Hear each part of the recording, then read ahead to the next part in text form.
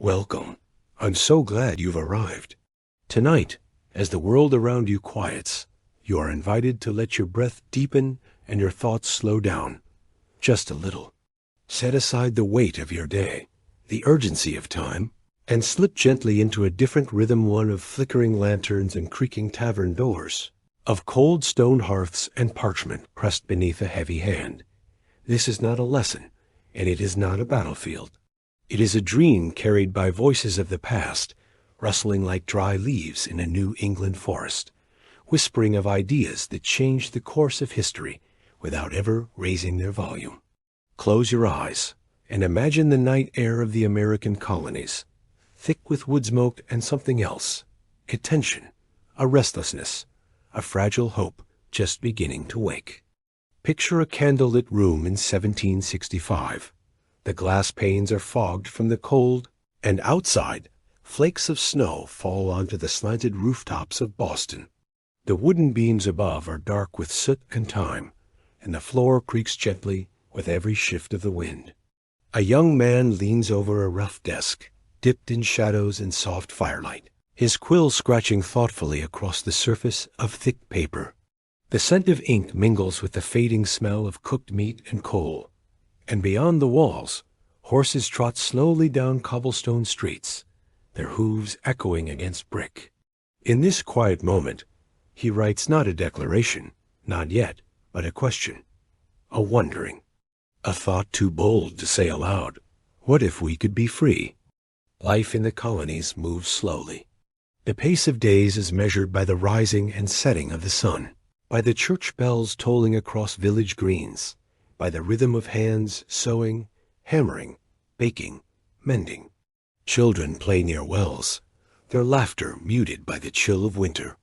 Women hang linen stiff with frost. Men speak in low tones over barrels of cider in drafty inns.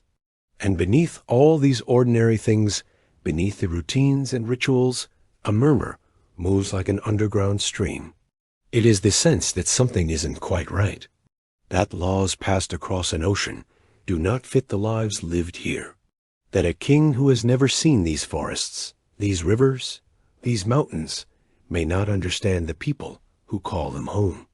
Breathe deeply and imagine the air, crisp and smoky, the sharpness of pine and the damp earth beneath your boots. The towns are small and scattered, but their ideas begin to connect like lanterns lighting one after another across the dark. The scent of rebellion is not acrid, it is quiet, like the smell of parchment warmed by fire, or the faint sweetness of molasses on a dock as barrels are rolled and taxed. It lives in the tension behind polite smiles, in the firmness of handshakes, in the subtle defiance of a tea merchant who chooses not to sell. You can feel it in the silence between words. This is the beginning of what would come to be known as the American Revolution. But tonight, we do not speak of it as a sudden storm or a clashing of swords.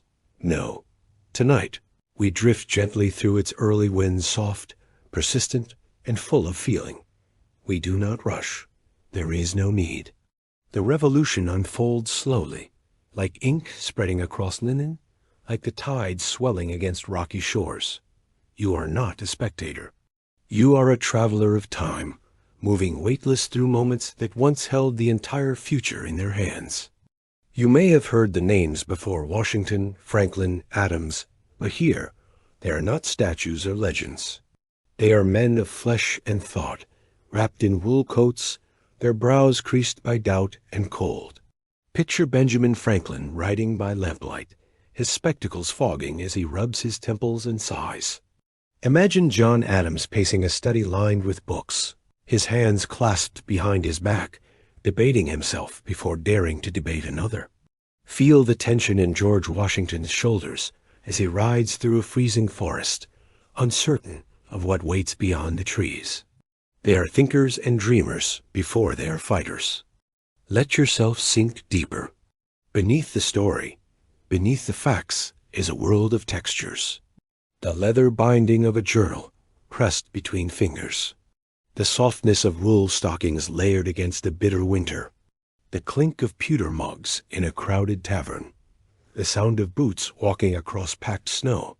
These details were never written in history books, but they are the music of the time, the gentle background of a world in the process of becoming something new. And it was not only men who shaped these early winds. In kitchens and spinning rooms, in schoolhouses and stables, women whispered ideas to one another, passed banned pamphlets from sleeve to sleeve, and taught their children to ask questions. In the eyes of enslaved men and women, ideas of freedom took on a weight deeper than parchment freedom, not just from one ruler, but from every chain. In the silence of indigenous villages watching colonial expansion press further, there was another kind of revolution, one unspoken, one of survival, resistance, and memory. All of it lived within this slow, quiet storm. As you drift further, imagine the warm glow of lanterns lighting narrow streets, casting golden shadows on frozen earth. Imagine the soft rustle of letters tucked inside coat linings, the hush of midnight meetings in lofts above print shops, the careful glances exchanged in public squares. The revolution began not with a gunshot, but with an atmosphere, a feeling, a collective breath being held for something still unknown. If you close your eyes, the wind seems to whisper. You might hear it. The distant murmur of voices rising like waves, hesitant, trembling, daring. Perhaps it's the sound of printers running their presses late into the night, the smell of hot metal and damp paper filling the air. Or maybe it's the subtle rhythm of pen, scratching across declaration after declaration, the words no taxation without representation forming like spells upon the page. Each sentence, a quiet rebellion. The journey ahead will not be rushed. We will travel through the years like autumn leaves floating down a slow stream.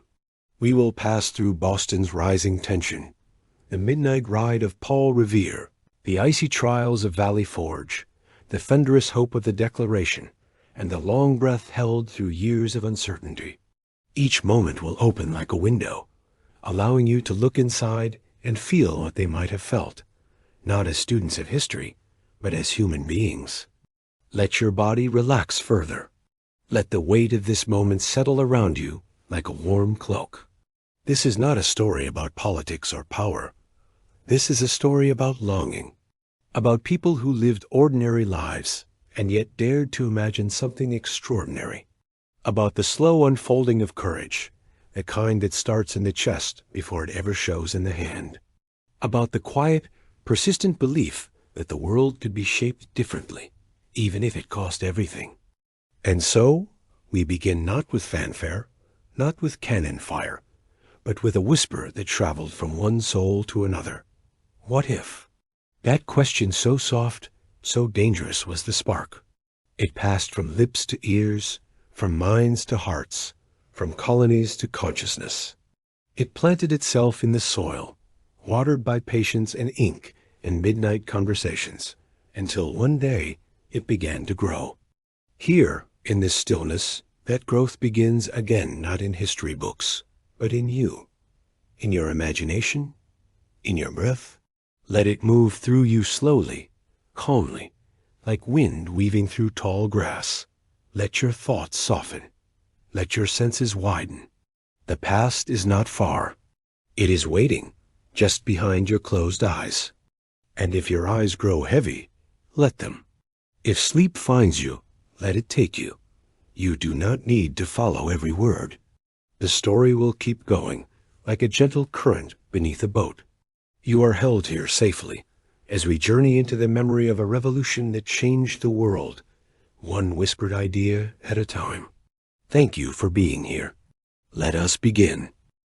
Let us begin not with banners or gunpowder, but with something quieter, almost imperceptible. A sensation. A change in the way a man looks over his shoulder as he walks the muddy streets of Boston, or how a woman folds a letter twice before sealing it, her fingers lingering on the parchment. There is something in the air, not yet a storm, but the pressure before it. If you close your eyes, you might feel it too. The subtle tightening of breath in a tavern when news from England arrives, the way voices lower instinctively. This is the beginning of resistance, and like all true beginnings, It doesn't arrive with fanfare. It settles slowly, like dust, gathering in corners of consciousness until one day it can no longer be ignored. The colonies are not yet at war, but they are no longer at peace either. There is a feeling, a knowing, that something sacred is being trespassed upon, and that knowing lives, not in speeches or swords, but in the silence between words.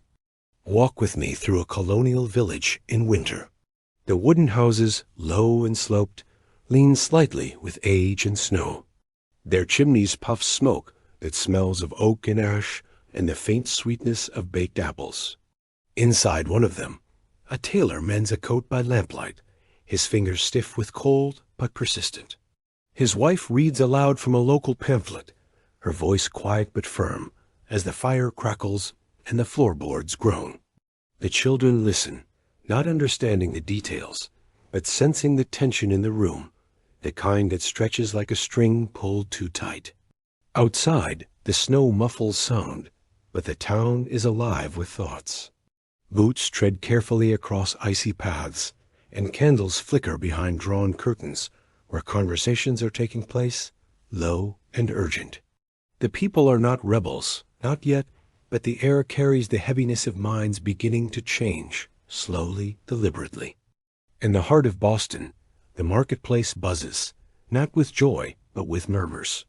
Merchants lay out their goods, molasses, linen, barrels of salted cod, and try to keep their voices even. Coins change hands, but each transaction carries more than the weight of copper. It carries resentment, calculation, fear. A man purchasing a crate of paper grumbles beneath his breath about the Stamp Act, his voice barely audible over the wind, but his eyes meet the seller's, and something unspoken passes between them. These taxes are not just economic burdens, they are wounds to dignity, slights that fester beneath the skin of daily life. As horses pass pulling carts laden with British goods, some turn their eyes away, unwilling to be seen supporting the merchants who still trade under royal seal. Others stand firm, but silently wonder if their loyalty will be repaid or betrayed. The marketplace, once a place of exchange and chatter, is now a stage for subtle resistance. Every glance, every pause, is charged with something unspoken but growing. Inside a small room above a cobbler shop, lit only by a single oil lamp, 4 men sit around a narrow table. The wood is stained with ink, sweat, and the impressions of countless debates. Their breath fogs the glass panes, and their coats remain on, the cold too persistent to ignore. One of them unrolls a recent letter from London, and for a long moment no one speaks. The words dry, administrative, signed in an elegant hand sting like salt in an open wound. The king's reach has crossed the ocean again, touching their lives without consent, without understanding. One man leans forward and whispers, "This can't continue." It's not the first time that sentence has been spoken, but tonight it sounds different. Heavy, certain. Around the table, heads nod, not with enthusiasm, but with acceptance. What once would have passed with a shrug now settles like a stone in the gut. The resistance, once a matter of principle, has become a matter of survival. Even in the quiet countryside, far from the press of cities and the noise of ships docking, the discontent takes root. Picture a farmer's field at dusk. The soil is cold, the rows of harvested corn stripped and brittle, and the wind whistles softly through bare trees. A man leans on his rake, his hands red and cracked, his back bent from years of work. He looks toward his small house, where a candle burns in the window, and his wife prepares soup from the last of their autumn stores. He has just received word that his tools, imported from overseas, will now cost more. Not because they've changed, but because someone across the ocean decided they should. His frustration is quiet, but it runs deep. He does not rage or curse. He thinks. He remembers. He asks himself whether loyalty is owed to a crown that sees him as numbers in a ledger. And in that question lies the slow blooming of a revolutionary thought. In a schoolroom with wide planked floors and windows fogged with the breath of children, a teacher sets down her chalk and leans against the hearth. She has been teaching from the king-approved texts all morning, but her heart isn't in it. The children, bright-eyed and fidgeting, sense the shift. She picks up a different book, older, worn at the edges a book, not on the curriculum. She opens it and begins to read aloud, her voice warm and clear. The passage speaks of rights, of the social contract, of men born free and equal. The children don't grasp the philosophy fully, but they understand the tone, the passion, the gentle fire beneath the words. A revolution, after all, begins as much in classrooms as in courts. And as her voice fills the room, even the snow falling outside seems to pause and listen. The streets, once bustling with easy commerce and the routines of colonial life, now hold a new rhythm. You can feel it in your bones, the weight of change pressing down, not yet with force, but with inevitability. At the local newspaper, typesetters work late into the night. Their fingers are ink-stained and numb from the cold, but they move with urgency. A new editorial is being printed. Anonymous. Sharp. It calls for awareness, not arms. It calls for dignity, not disobedience. The words clack into place one by one, each letter a quiet defiance. Outside, footsteps echo faintly, and the scent of smoke drifts through the alleys. Someone is watching. Everyone is watching. The paper will go out tomorrow, folded neatly into hands that know exactly what to do with it, read it, share it, remember it. Boycotts begin to form not through grand announcements, but through whispered agreements made over the chopping of vegetables, over laundry lines, at church gatherings. Women refuse to buy imported tea. Shopkeepers replace British goods with local substitutes, even when the quality is poorer. There is pride in the sacrifice. There is solidarity in the gesture. Homespun clothing becomes not only practical, but political. Every thread a statement. We can provide for ourselves. And though no battles have yet been fought, these acts are victories in their own right, quiet, deliberate refusals to comply. The sound of rebellion at this stage is not the blast of musket fire, but the soft clatter of spinning wheels and the rustling of homespun fabric being folded in a mother's lap. Evening descends slowly over the colonies, the sky painted in shades of indigo and pewter. In the fading light, shadows stretch long across stone fences and candlelit windows. In one home, a group gathers around a fireplace, not for warmth alone, but for conversation. A grandfather, his hair silver and voice gravelly, tells a story not of war, but of justice denied. He recalls the old days when the colonies were more ignored than ruled, and compares them to now, when every act of life seems to carry the weight of approval or punishment. The children listen. Their eyes reflect the firelight. The words sink deep, mingling with the scent of pine logs and the creak of the chair beneath him. No one speaks when he finishes. They don't need to. Everyone understands what has been planted in the silence. Do you feel it too? That growing hum beneath the surface of things?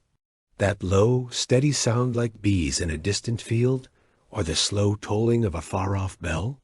The colonies are changing, not by decree, but by desire. A desire not just to break away, but to define something better. And though it is still wrapped in hesitation and fear, it grows stronger each day.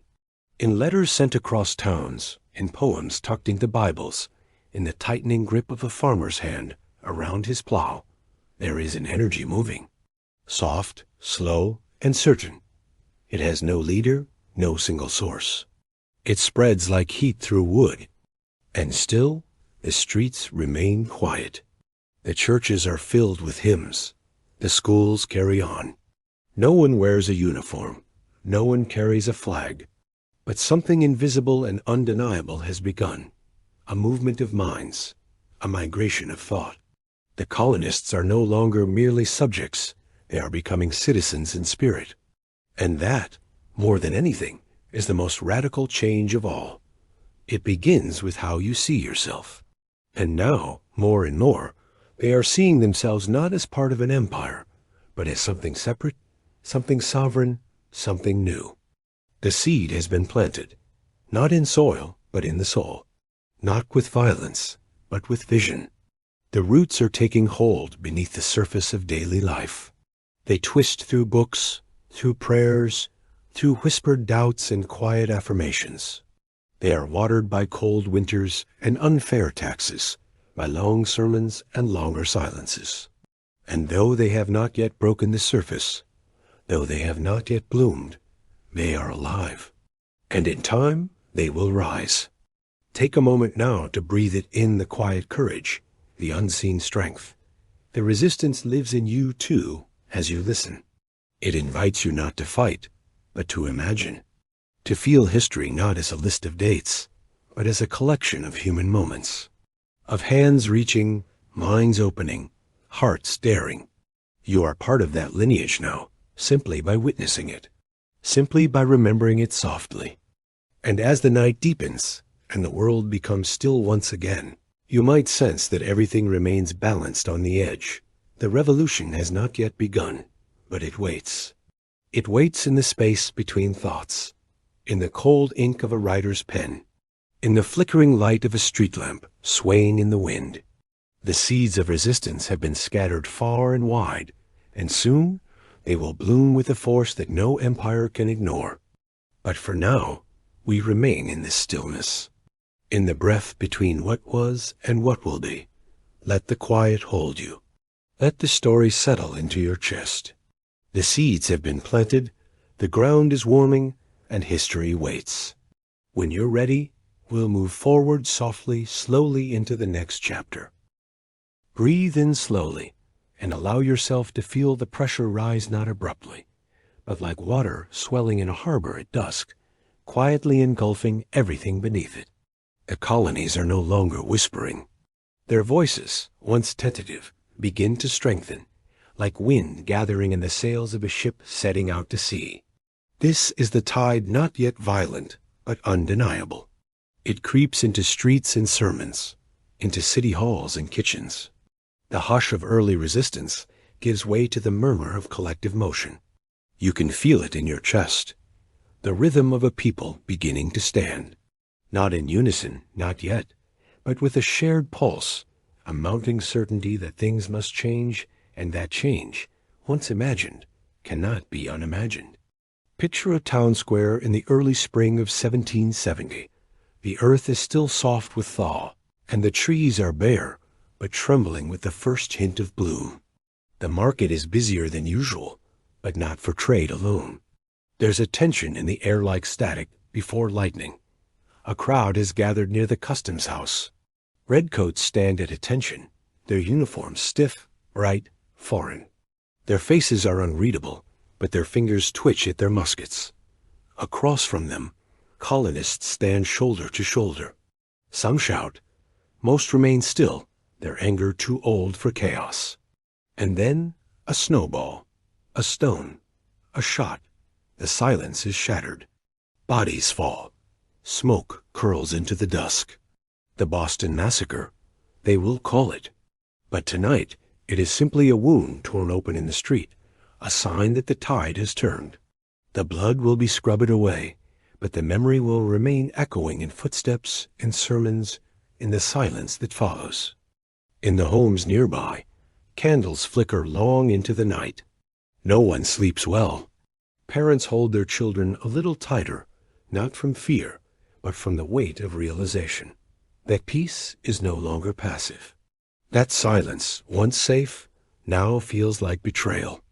At the hearth, a woman sharpens her needle more carefully, not for war, but for the weaving of a flag. In the corner, a young boy copies the words liberty and justice onto a scrap of parchment, mimicking what he saw on a sign outside. These are not acts of rebellion, they are acts of identity, of becoming. The colonists are beginning to see themselves not merely as subjects of a crown, but as something else, something new, still nameless, still fragile, but rising like mist from a restless sea. Across the colonies, The news spreads like wildfire, carried on salt wind. Letters cross valleys and rivers, delivered by horsemen who do not ride for wage, but for belief. In taverns and barns, in courtrooms and candlelit parlors, the massacre is spoken of not as an isolated event, but as proof. Proof that the king's justice is not justice, that presence is not protection. That control wears a red coat and carries a musket. The people begin to organize, slowly at first, like a choir finding its key. Committees of correspondence form strings of communication, stretching from town to town, weaving a network of voices that no parliament can silence. They are not loud, but they are everywhere. Imagine now the printing presses, how they clatter with purpose, their heavy arms pounding out pages of protest. The scent of ink hangs thick in the air, mingling with wood smoke and candle wax. The printers do not rest. Their hands are stained black with the urgency of ideas. Pamphlets flutter from windowsills, are tucked into baskets, hidden in loaves of bread. Names begin to circulate: Paine, Adams, Hancock, not yet legends, but loud enough to be noticed. The papers they write are not dry, they are fiery. Each sentence drips with conviction, and as people read them, they do not just absorb, they awaken. Thought becomes movement. Movement becomes message. Message becomes action. The streets reflect this change. Once pathways for merchants and children, they now host something older ritual gathering defiance. Bonfires burn in the center of villages, not in celebration, but in statement. Effigies are raised and lit, their flames casting wild shadows against clapboard walls and snow-covered roofs. People watch quietly, some with fists clenched, others with tears in their eyes. Not everyone agrees. Not all feel ready. But the tide does not ask for permission. It rises on its own, and those who stand in it must decide whether to swim or be swept away. And still the king responds, not with understanding, but with pressure. New taxes, more troops, stricter laws. The tightening of a hand that never knew how to hold, only how to grip. The colonies reel beneath the weight, but they do not break. Instead, they meet each act not with submission, but with strategy. Assemblies reconvene, orators rise, boycotts deepen, and amidst it all, something once scattered begins to coalesce. The colony's 13 distinct bodies begin to feel the stirrings of unity, a shared pulse running like a current beneath their soil. One night in December 1773, the harbor in Boston glows faintly beneath a moonless sky. Ships rest gently on the water, their hulls creaking like old bones. But something stirs along the docks. Men, cloaked in shadows and soot, climb aboard with the precision of ritual.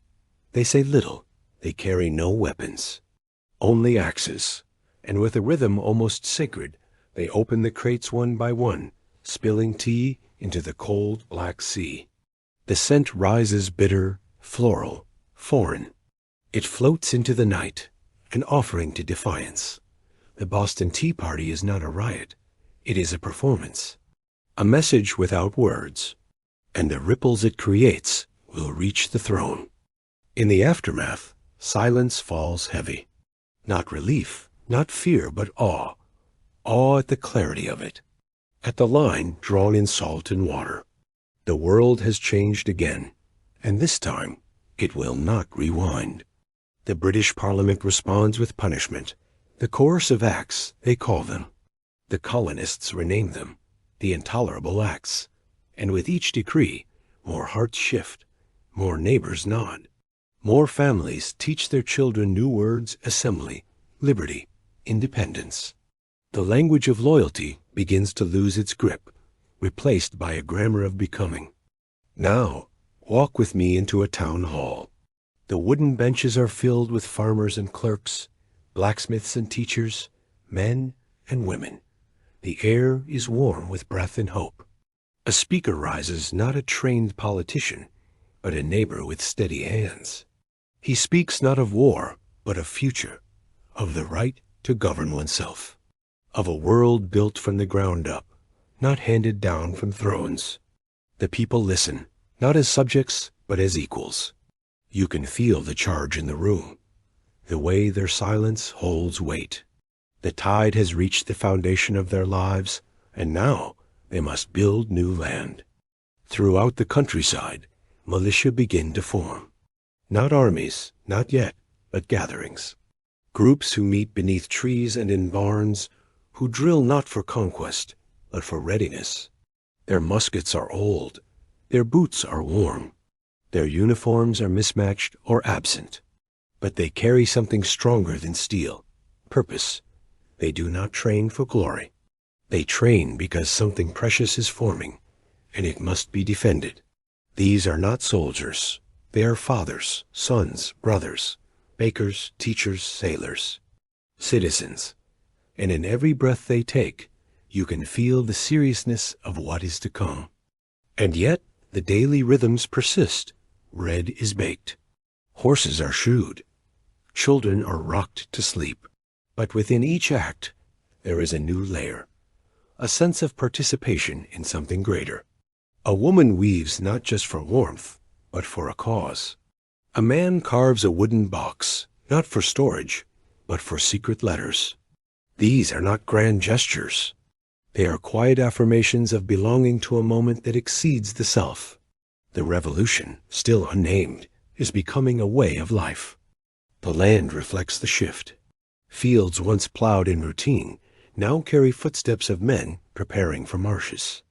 Rivers that once transported goods now ferry ideas. Forests become meeting places. Cities become symbols. Each brick, each blade of grass seems charged with the electricity of history unfolding. And the sky ever watching hangs low with anticipation. You can feel it pressing down, wrapping around the colonies like a woolen blanket before the storm. Let this moment settle in your chest. The tide is no longer rising. It is here, lapping at every doorstep, echoing in every hallway, reflected in every mirror. The people are changing not because they were told to, but because they chose to. And that choice, once made, cannot be unmade. The line between subject and citizen has blurred, and now what lies ahead is not retreat, but reckoning. So rest now in this charged stillness. The sea is no longer calm. The shore has shifted, and soon the waves will break. But for tonight, let your breath move like the tide, soft, steady, sure. You have seen the rise. Soon you will witness the fire. Let the air grow warmer, not with comfort, but with tension.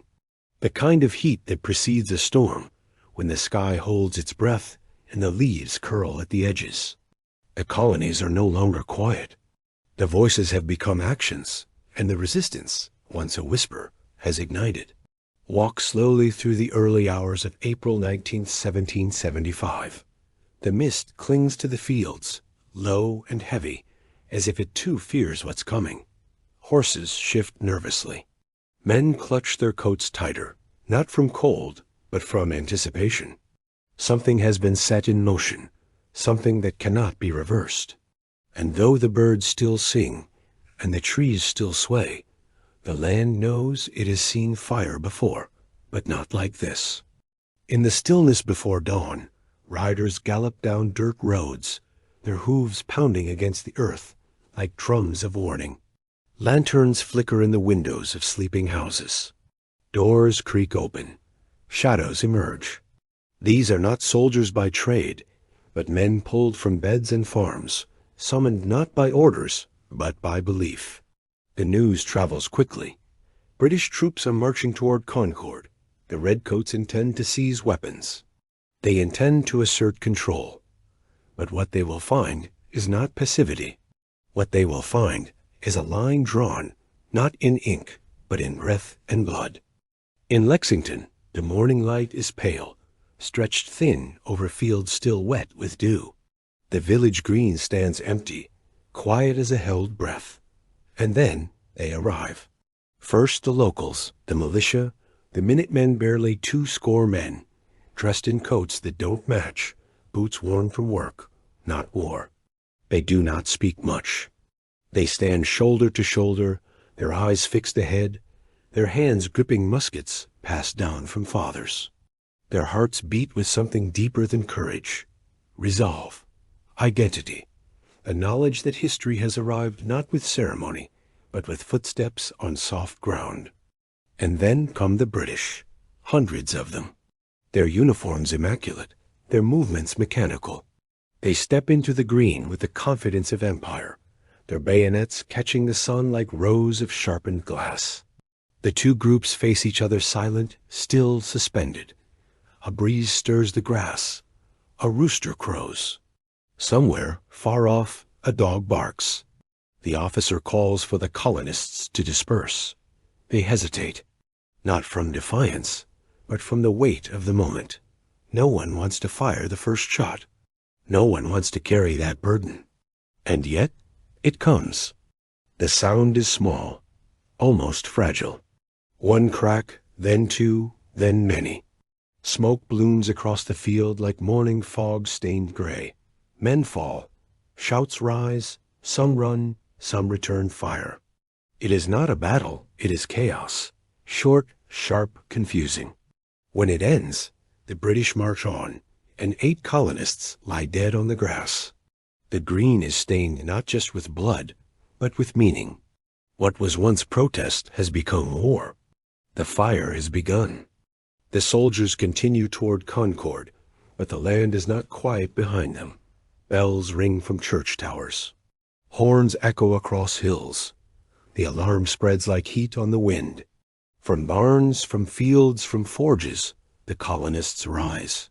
They move not as an army, but as a tide. Their numbers swell with each mile. Old men and boys, farmers and blacksmiths, ministers and hunters, all stepping into something they never imagined would be theirs, the defense of a new world.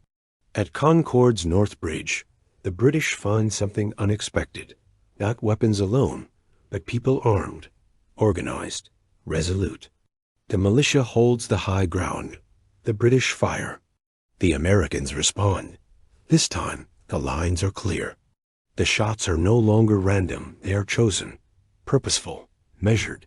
And in that volley, something ancient dies. The belief that colonists would remain subjects forever. From this moment on, every field can be a battlefield. Every citizen, a defender.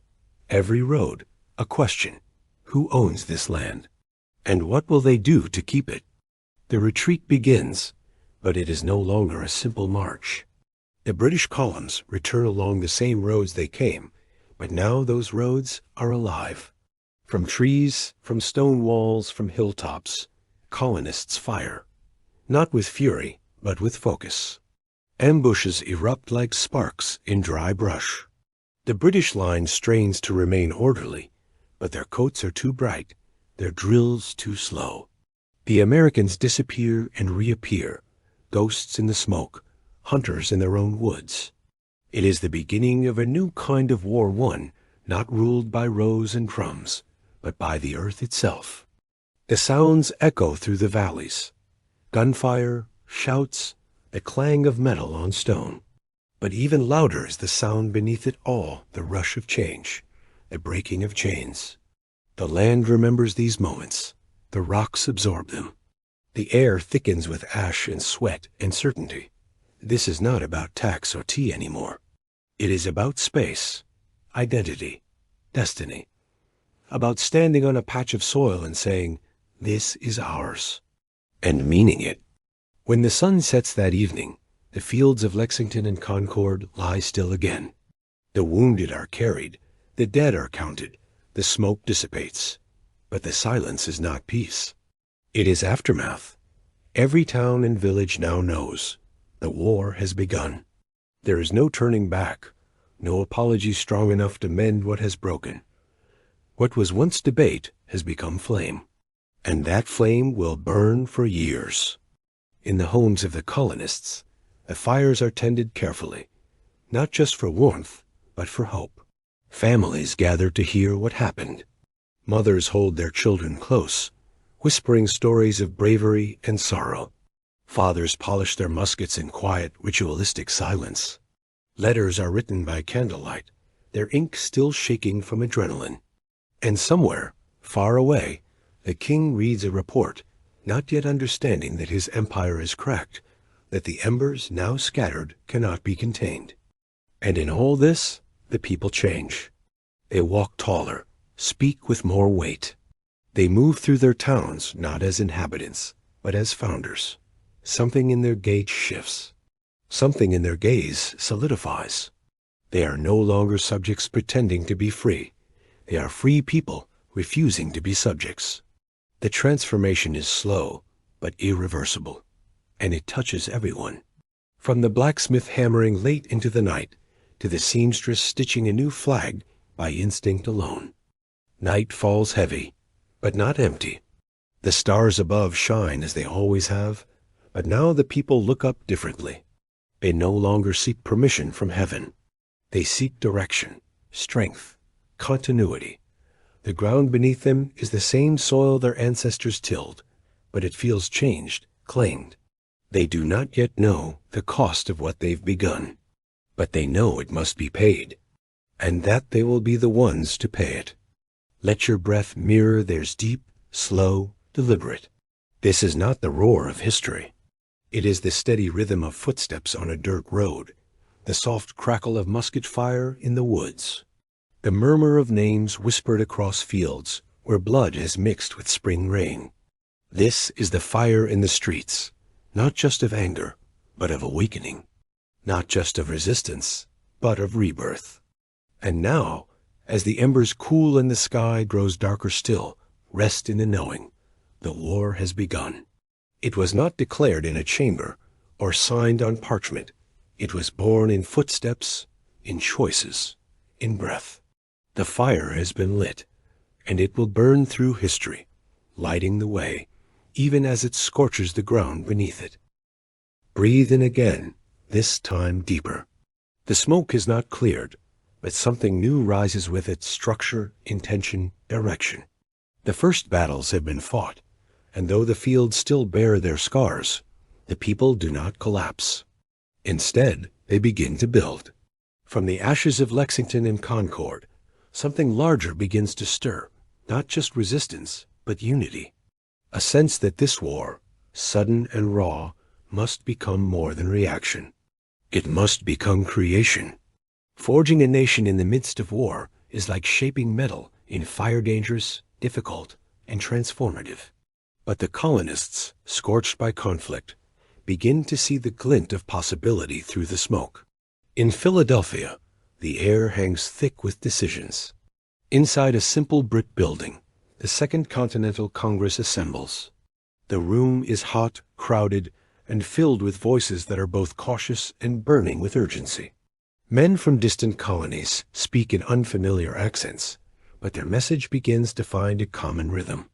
Outside, the horses wait, tails flicking in the June heat, as their riders debate independence without yet speaking the word.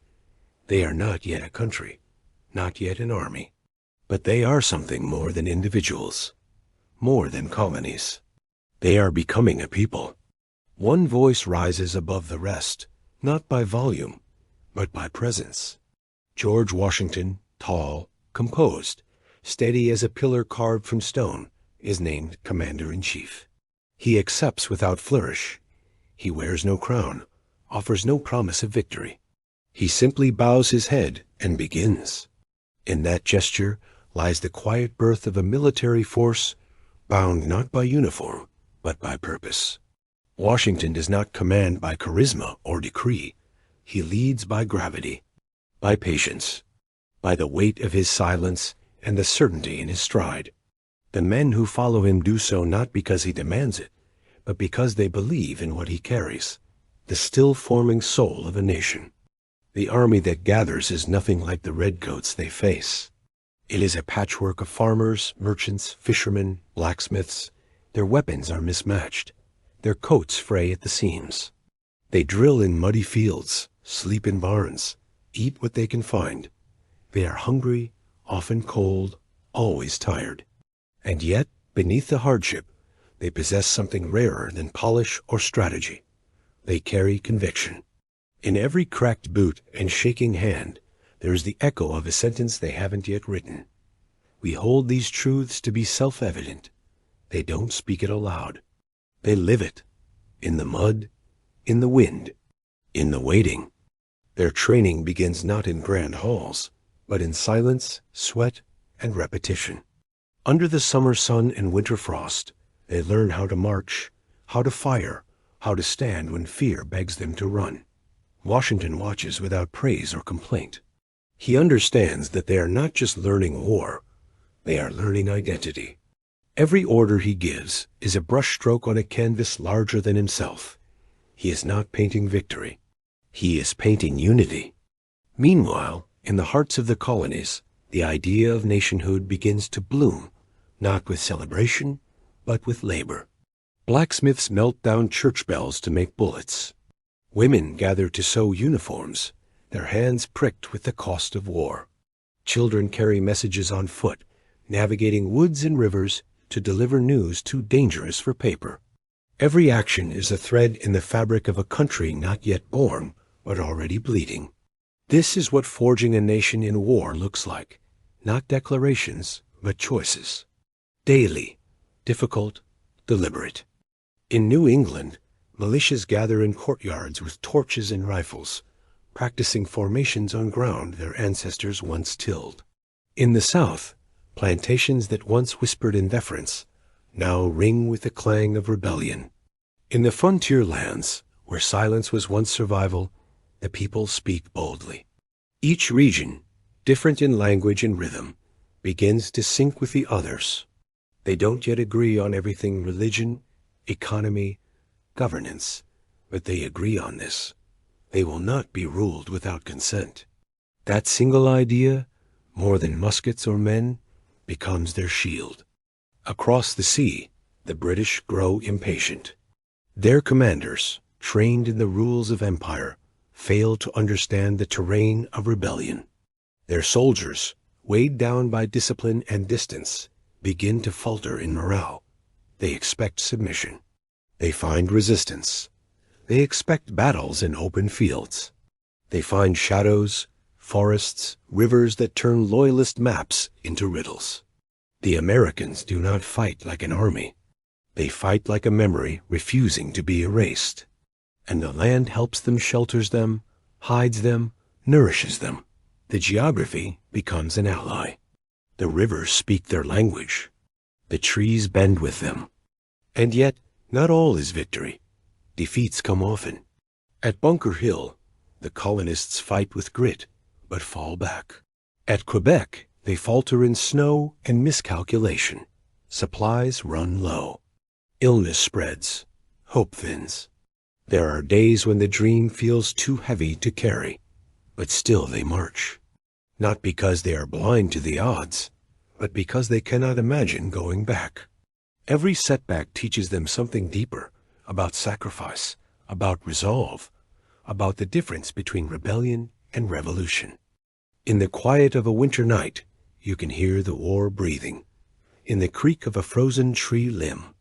In the crackle of firewood breaking beneath a kettle.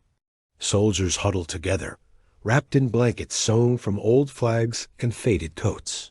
They share stories in whispers, not to pass the time, but to remember who they are. They are not heroes. They are hungry, afraid, homesick, but they stay, not for glory, for each other, for the idea that one day their children might live under stars they chose, not stars they inherited. Washington writes by candlelight, his handwriting firm but spare. His letters are filled with strategy, yes, but also gratitude, and longing, and silence. He speaks often of providence, of destiny, not to boast, but to remind himself that what they are doing is not simply survival, it is foundation.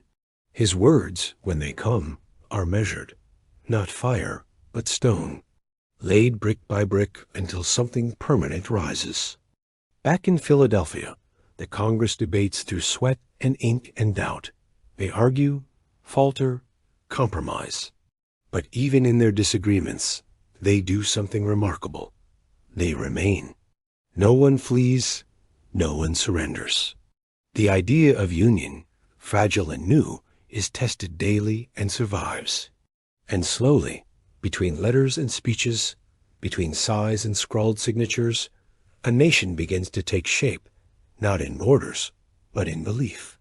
The people contribute however they can. Bakers leave bread by the roadside. Printers reuse old parchment to spread new truths. Freed slaves join the lines, seeking liberty they have long been denied. Immigrants sign up to fight for a land they barely know, drawn by the possibility of shaping it. Even those who doubt the cause feel the pull of something larger. It is not patriotism, not yet. It is participation. And in that participation, identity begins to crystallize. Let your breath slow now. Let it sink into the rhythm of a people learning how to endure, not just for a season or a battle, but for a vision. The fire of rebellion has become the forge of nationhood, and in that forge, people are tempered. Softness becomes strength. Division becomes purpose. The war is no longer just about independence. It is about definition, about who they will be, about how they will stand when the smoke finally clears. And so we leave them here, for now, not triumphant, not broken, but building, hammer by hammer, word by word, step by slow, determined step. The nation has not yet been born, but its heartbeat has begun. Listen carefully. It is quiet, but it is steady, and it is growing stronger every day. If you sit still and listen, you might feel the weight of July pressing down on Philadelphia, the kind of heat that sticks to the skin and silences even the breeze. The shutters of the buildings creak open, their hinges swollen from moisture. Horses paw at the cobblestones in slow circles, their flanks glistening with sweat under the punishing sun. Within a plain brick hall, a gathering of restless minds wrestles with the most profound of human questions. What does it mean to be free? The room is thick with humidity and tension, yet alive with the unmistakable current of something birthing itself through breath, argument, and ink. Here, where quills scratch across parchment and men wipe sweat from their brows with trembling hands, something ancient is ending and something bold and fragile is trying to begin. These men, farmers, philosophers, printers, physicians sit, not as kings but as equals, or at least they strive to. Their coats are stained from travel, their hair powdered, but mussed by days of debate and uncertain sleep. They are far from unanimous in temperament, religion, or vision, and yet they are drawn into orbit around a single, immense idea, that the governed may choose their governors, that dignity may reside not in bloodlines, but in conviction. The air in the chamber is stale, sweetened faintly with tobacco and the faint oil of old wood. They shift in their seats, rub their temples, read aloud, and revise, shaping every phrase like a stone carefully placed in the foundation of something meant to last beyond their own lifetimes. Every silence is dense, every word a risk. And there, near the window where light spills in like golden mist, a young man bends over his writing. Thomas Jefferson, tall, slender, intense in focus, lets his pen drift across the surface of the paper with a calm that belies the fire behind his eyes. His fingers stain with ink, his mind burns with clarity. He writes not with grandeur, but with rhythm, each sentence unfurling like a banner in the wind. We hold these truths to be self-evident. The words do not shout, they breathe. They do not argue, they reveal. He writes with the stillness of someone listening to something ancient within himself, as though the ideas have always existed, waiting only for the courage of someone to speak them aloud. And yet, this clarity is not without conflict. Around him, the delegates bicker over phrasing, pause at implications, and wrestle with contradictions too immense to resolve in one sitting. The question of slavery looms like a thundercloud over the text. Some truths are declared boldly, others evaded, buried beneath compromise and time. But the heartbeat of the document remains. A belief in equality, not yet achieved, not yet even fully imagined, but planted like a seed deep in the soil of a nation still undefined. The very act of writing it is an act of becoming. A map without roads, a light without walls. They are not just declaring war on a king, they are declaring the boundaries of what it means to be human. When the words are agreed upon, silence fills the hall, not the silence of completion, but of reverence. The parchment is passed gently, as if its surface holds breath and breakability. The room is lit only by slanted sunlight and the flicker of oil lamps, casting shadows that dance across the floor like echoes of centuries to come. There is no applause, no trumpet, just stillness. The weight of the words settles into the walls, into the pores of the old wood, into the very air that clings to the delicate skin. Something has changed, and yet everything remains to be done. Outside, the world stirs, unaware. Children chase hoops through alleys. Merchants call out their wares. Dogs bark and cicadas hum in the trees. But a vibration has begun beneath it all, a shift in the pulse of history. The streets carry rumors like pollen. Men and women glance toward Independence Hall with brows furrowed in curiosity. No bells ring, no flags are raised. But those inside know that they have just struck a chord that will echo far beyond their time. They know that kings will read this with clenched fists, and that soldiers will soon march in greater numbers. And still they sign. The signing itself is not grand, but sacred. John Hancock steps forward, his pen confident, his signature large enough to be read across generations. Others follow, their hands steady or shaking, each stroke an act of rebellion, each name a monument to belief. They are not naive. They sign knowing that this paper, this declaration, is a death warrant if the war is lost. But they do it anyway, not for glory, not even for themselves, but for the children they may never meet, for the dream that might outlive their bones. Each letter of their names is etched with fear and fire and finality. The parchment is carried, slowly and carefully, to be printed, reprinted, and read aloud in village squares, churchyards, and taverns. The sound of the declaration being spoken is unlike any other. It enters the ear like a hymn, but stirs the soul like thunder.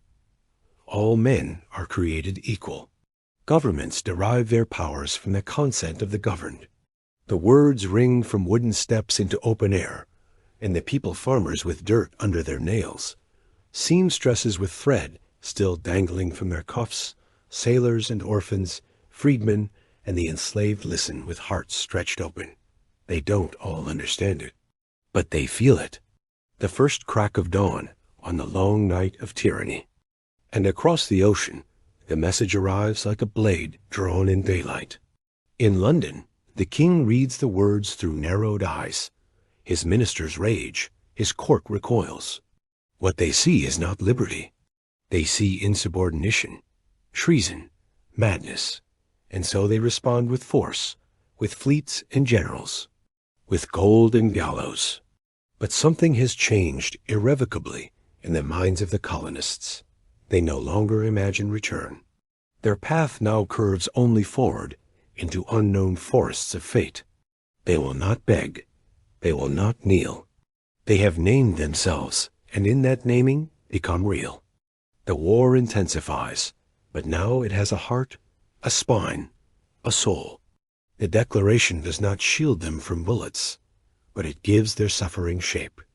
It tells the wounded why they bleed. It gives meaning to the hunger and the grief. It threads unity through the camps where men from different colonies, with different tongues and customs, now call each other brother. When muskets fail and hope flickers, they recite it quietly to themselves, not word for word, but pulse for pulse. They are no longer just fighting. They are becoming. In houses where the declaration is read aloud, something intimate occurs. A candle wavers. A child stops playing.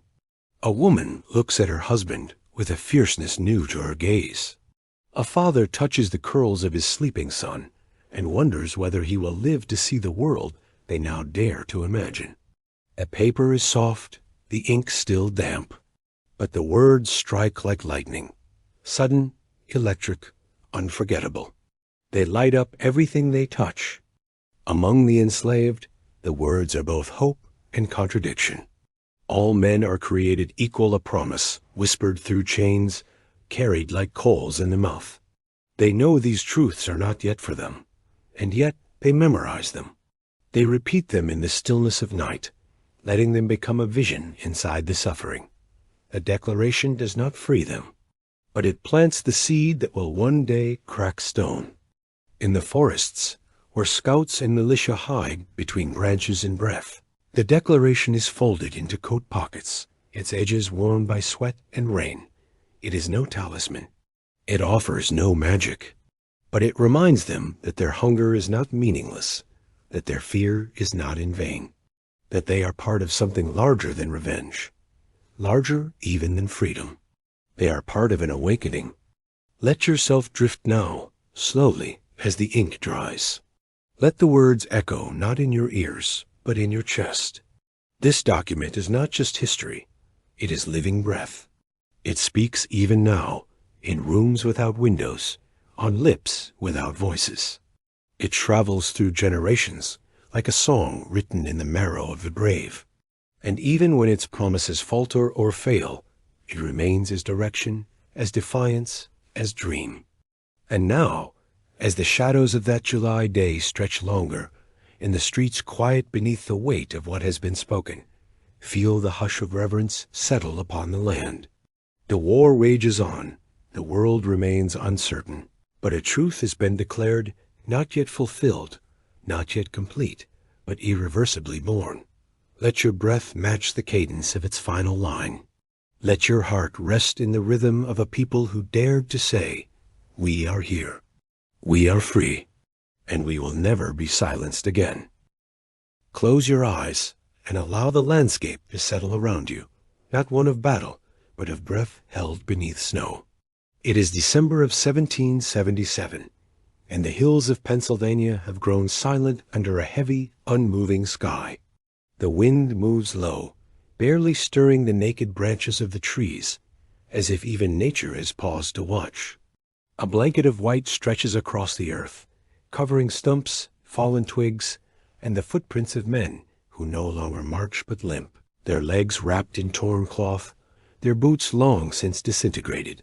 This is Valley Forge, not the fiery climax of war, but its quiet crucible. The cold does not shout. It waits. It surrounds, it tests. And beneath its weight, an army lies not defeated, but suspended in a kind of sacred suffering, its heart beating not with gunpowder, but with will. The soundscape of Valley Forge is sparse and intimate, the crunch of frozen soil beneath footfalls, the ragged coughing of a soldier in the dark, the slow rasp of a saw carving through frozen timber. Inside hastily built log cabins, thin walls groan as wind slips through every gap, touching the skin like the edge of a blade. Men lie beside one another, shoulder to shoulder, covered in patched blankets that offer little defense against the bitter air. Their breath rises in pale clouds, drifting upward to frost-covered ceilings. Silence is their companion. Food is scarce, sometimes non-existent. Many chew on leather scraps, or sip boiled bark, just to feel the illusion of nourishment. This is not endurance for glory's sake. This is survival in its most elemental form, where hope is measured not in victories, but in whether the sun will rise with one less death.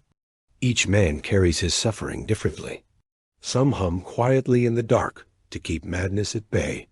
Others carve small figurines from scraps of firewood, their fingers raw and numb, but unwilling to stay idle. Letters are written with trembling hands and dried ink, addressed to wives, mothers, and children, words soaked in longing, in shame, in defiance. In the absence of battle, the mind becomes the battlefield. Doubts creep in like cold wind under a door. Will spring come? Will freedom come? And yet, through all of this, the men stay. They do not scatter. They build. They drill. They breathe together. And in the rhythm of their breath, something invisible, yet unshakable, begins to form. Not strength of arms, but unity of spirit. General George Washington walks slowly between the rows of huts, his boots heavy with mud and ice, his coat thick but insufficient.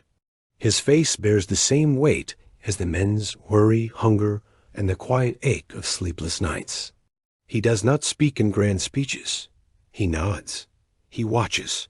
He kneels beside the sick. He writes letters pleas for supplies, for recognition, for mercy. He is not only commanding an army. He is holding a fragile idea together with his presence alone. In his silence, there is strength. In his footsteps, there is leadership not born from titles, but from endurance shared.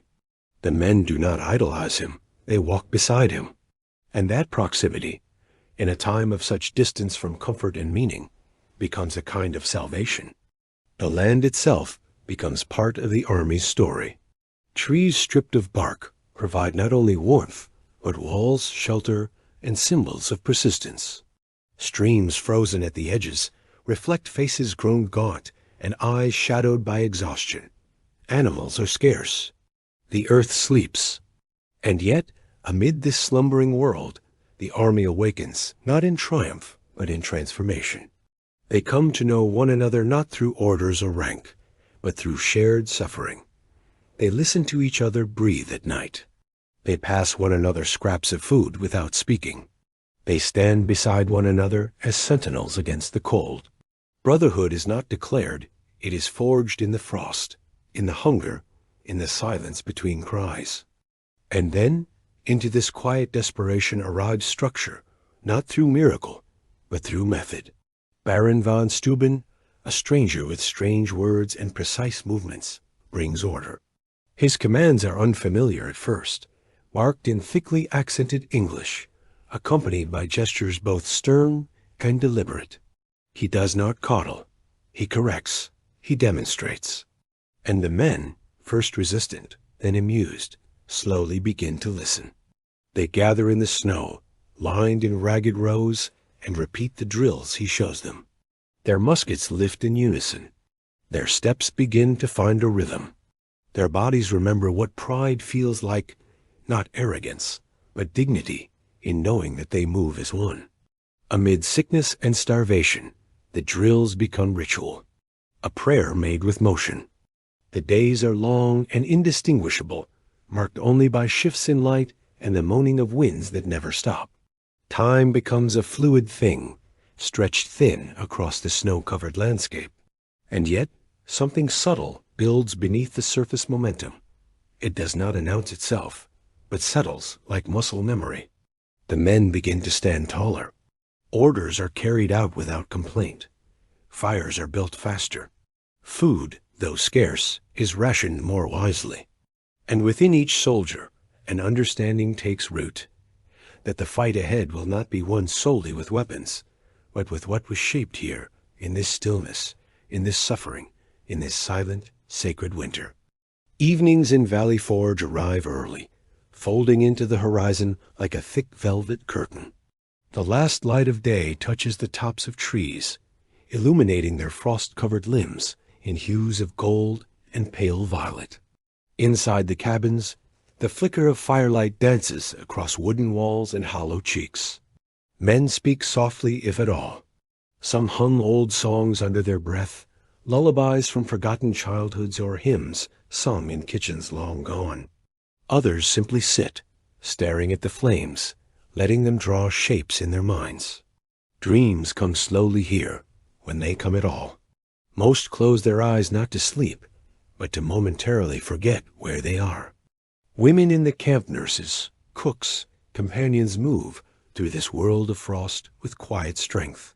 Wrapped in shawls and worn boots, they carry water, oil herbs, clean wounds.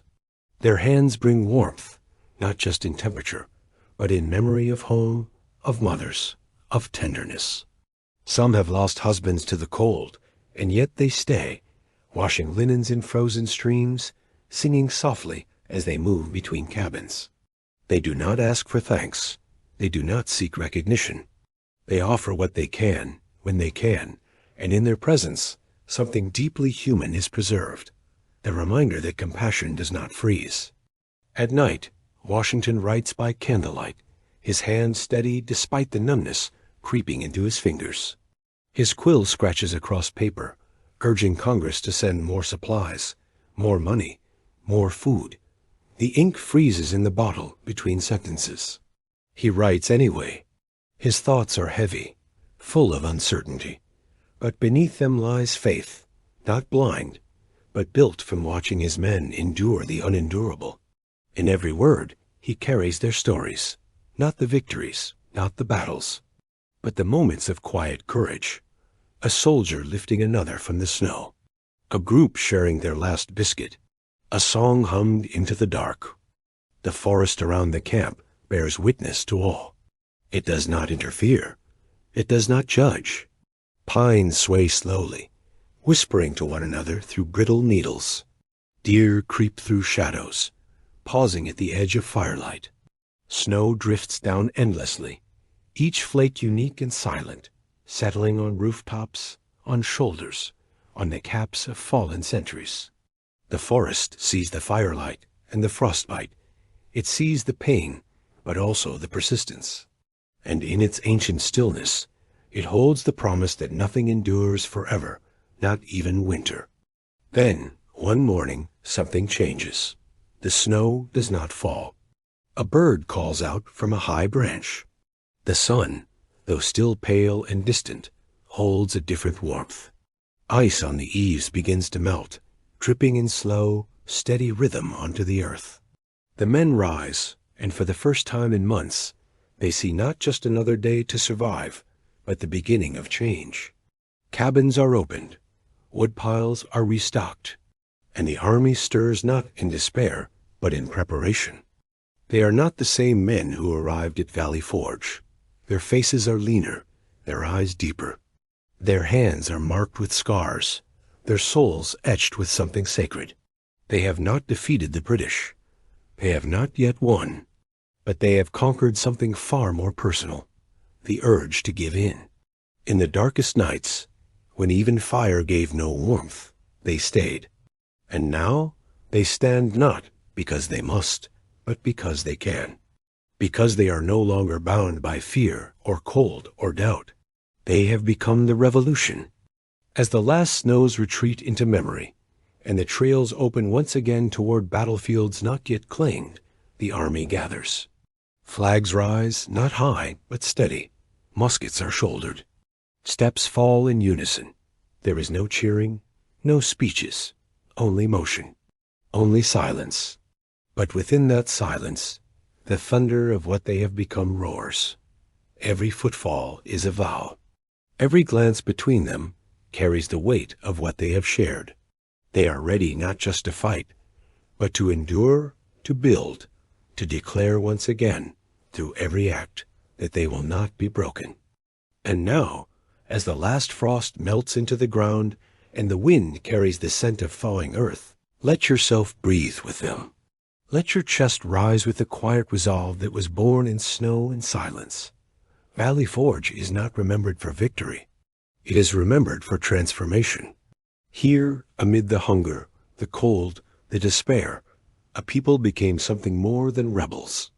They became the keepers of an idea that could not be frozen.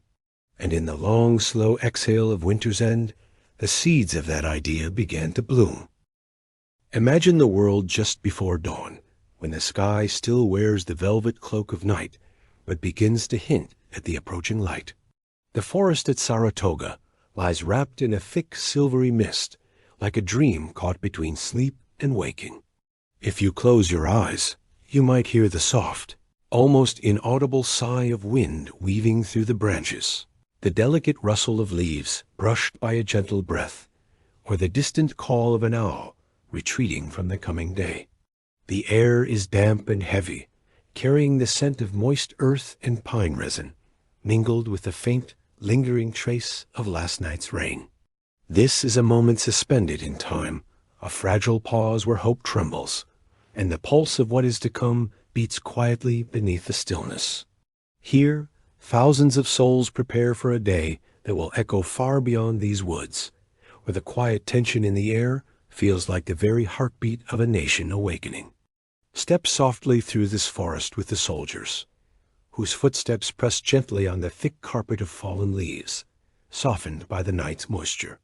The rich, loamy smell of earth rises around them, punctuated by bursts of damp moss and the faint, sweet decay of wildflowers pressed underfoot. Their cloaks, patched and faded, brush against the rough bark of ancient trees that tower overhead, their limbs stretching and intertwining like the woven threads of a tapestry that tells tales of centuries past. The cold air sinks into every layer of fabric and skin, biting and persistent, making breath visible in short, misty puffs. Fingers numb and stiff clutch muskets worn smooth by use and weather, and eyes scan the shadows with a mix of vigilance and exhaustion. This is not a careless march. It is a deliberate, silent communion with the landscape, each step measured, every breath a tether to survival and to the fragile hope that this day might shift the course of war. Within this quiet army, faces are etched with stories deeper than words can hold. Lines carved by hardship, eyes shadowed with fatigue and flickering with resolve. Beneath the grime and frostbitten skin, hearts beat steadily with a mixture of fear, faith, and fierce determination. The scent of damp leather mingles with faint traces of sweat and pine smoke from distant campfires, a reminder of countless nights spent under open skies, battling hunger, cold, and despair. As they gather in small groups, voices barely rise above whispers, conversations laced with memories of home, of warm hearths and familiar laughter, of promises made and futures hoped for. The chill presses in, but in this communion of souls, there is warmth born not from fire, but from shared purpose. Each man carries with him not just a musket, but the weight of dreams yet to be realized. As the first light unfurls slowly across the horizon, it paints the sky in soft pastels, blush pinks, tender golds, and the pale blue of early morning. Sunlight filters through the thick canopy, creating a delicate mosaic of light and shadow that dances over moss-covered stones and the tangled undergrowth. The forest breathes with quiet life. The distant call of a woodpecker tapping its rhythmic tattoo, the flutter of wings as a small bird darts between branches, the faint hum of insects stirring from their nocturnal rest. This gentle symphony contrasts with the tension held in the soldiers' taut bodies, reminding us that even amid the turmoil of war, nature's pulse remains constant, offering a fragile thread of continuity and calm. The sounds of preparation gradually rise, the soft creak of leather straps tightened, the muted clink of metal as bayonets are fixed, the low murmur of commands passed from man to man. Each sound feels amplified in the cool morning air, a quiet percussion marking the beginning of the day's ordeal. The muskets, dark and polished with care despite wear, are gripped firmly by hands, roughened and calloused by toil. The scent of gunpowder lingers faintly, a sharp contrast to the damp earth and pine around them. There is a rhythm in these movements, an almost ritualistic cadence that steadies nerves and builds a silent camaraderie. It is a language without words, spoken in gestures and glances, an unspoken promise to stand firm when the moment arrives. Among the soldiers, fleeting moments of tenderness punctuate the tension. A hand reaches out to adjust a worn cap, brushing away a strand of hair plastered to a brow slick with sweat. Eyes meet briefly, sharing understanding and unvoiced encouragement. A whispered prayer, barely audible, slips into the cold air, mingling with the scent of damp earth and faint smoke from distant fires. These fragile acts of humanity anchor the men, reminding them of what they fight for. Not just territory or victory, but for the fragile threads of love, family, and hope woven through their lives. The cold bites at their faces, reddening cheeks and stiffening fingers. Yet within these small gestures glows a warmth that no winter can extinguish. Across the clearing, the British lines emerge with crisp precision. Their scarlet coats gleam faintly in the morning light, a stark contrast to the muted earth tones of the rebel uniforms. The disciplined ranks stand like a red river flowing through the trees, their polished muskets catching glints of sun as they shift into formation. The air thrums with the weight of imperial power, the steady drumbeat of command, the measured steps echoing against the soil.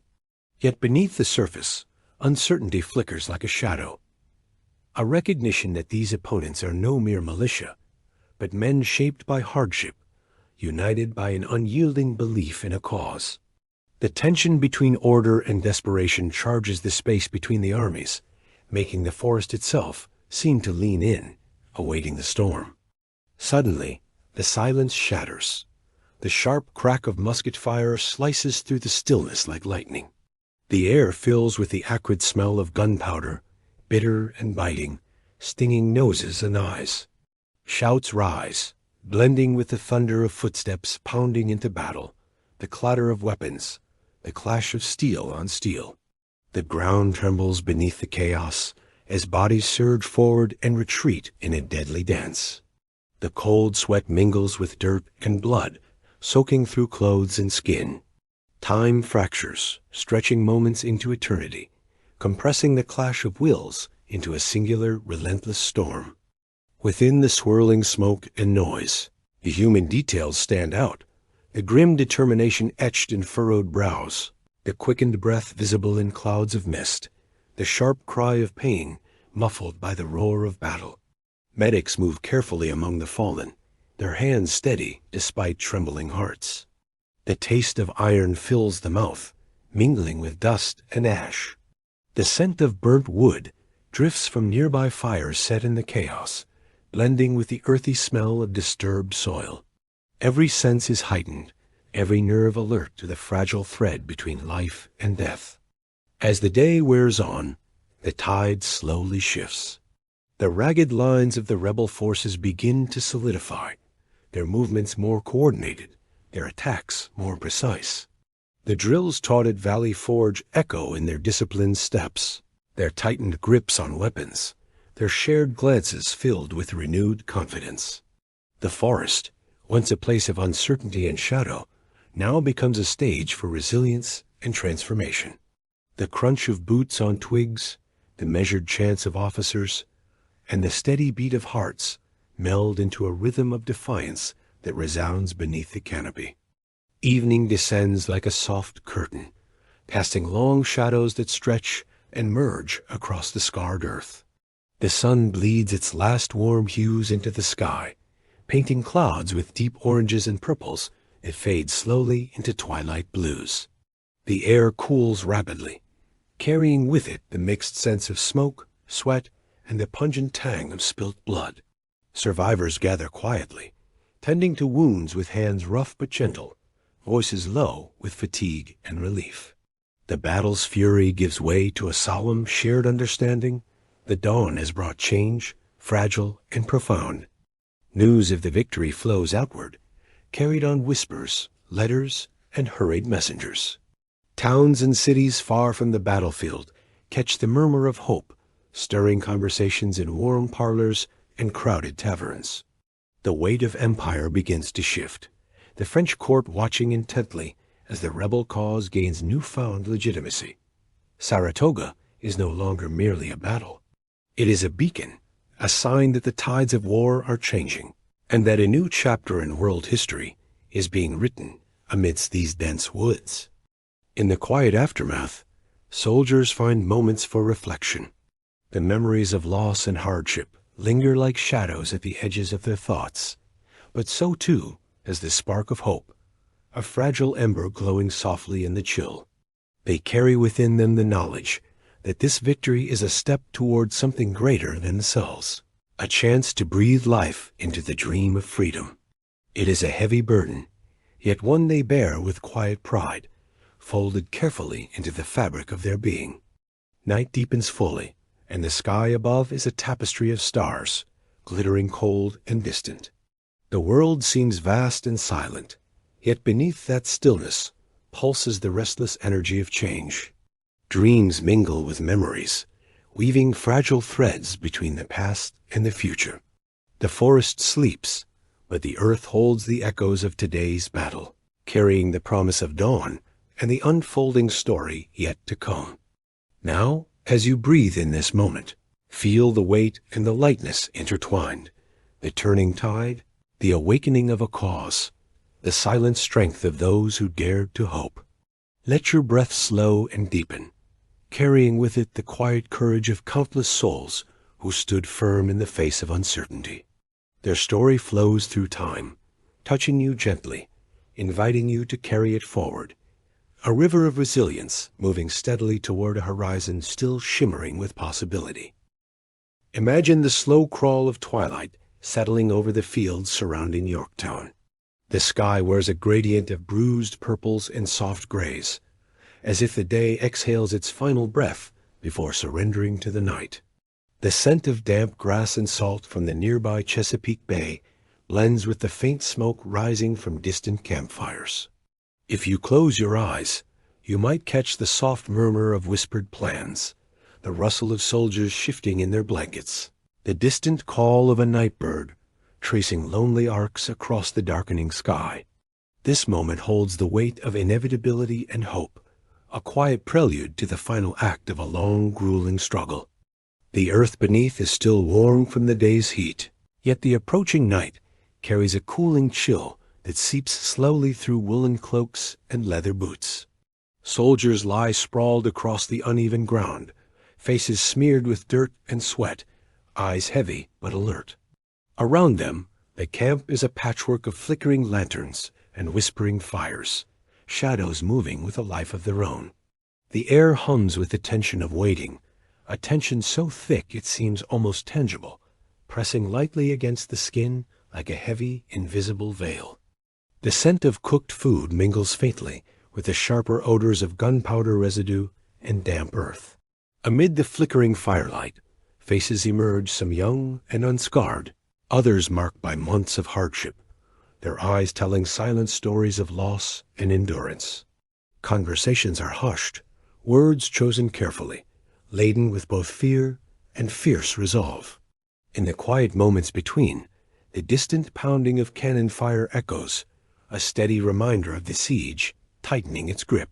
The landscape feels both vast and claustrophobic, as if the land itself holds its breath alongside the men. Around the camp, the natural world continues its rhythms. A breeze stirs the branches overhead, carrying the faint scent of salt water. Insects hum softly in the underbrush. The distant splash of water against the shore punctuates the stillness. Yet beneath this calm, a nervous energy courses through the soldiers' veins, an unspoken understanding that tomorrow's dawn will bring a reckoning unlike any before. The night sky above, heavy with stars, seems to watch silently over this fragile moment of pause before the storm.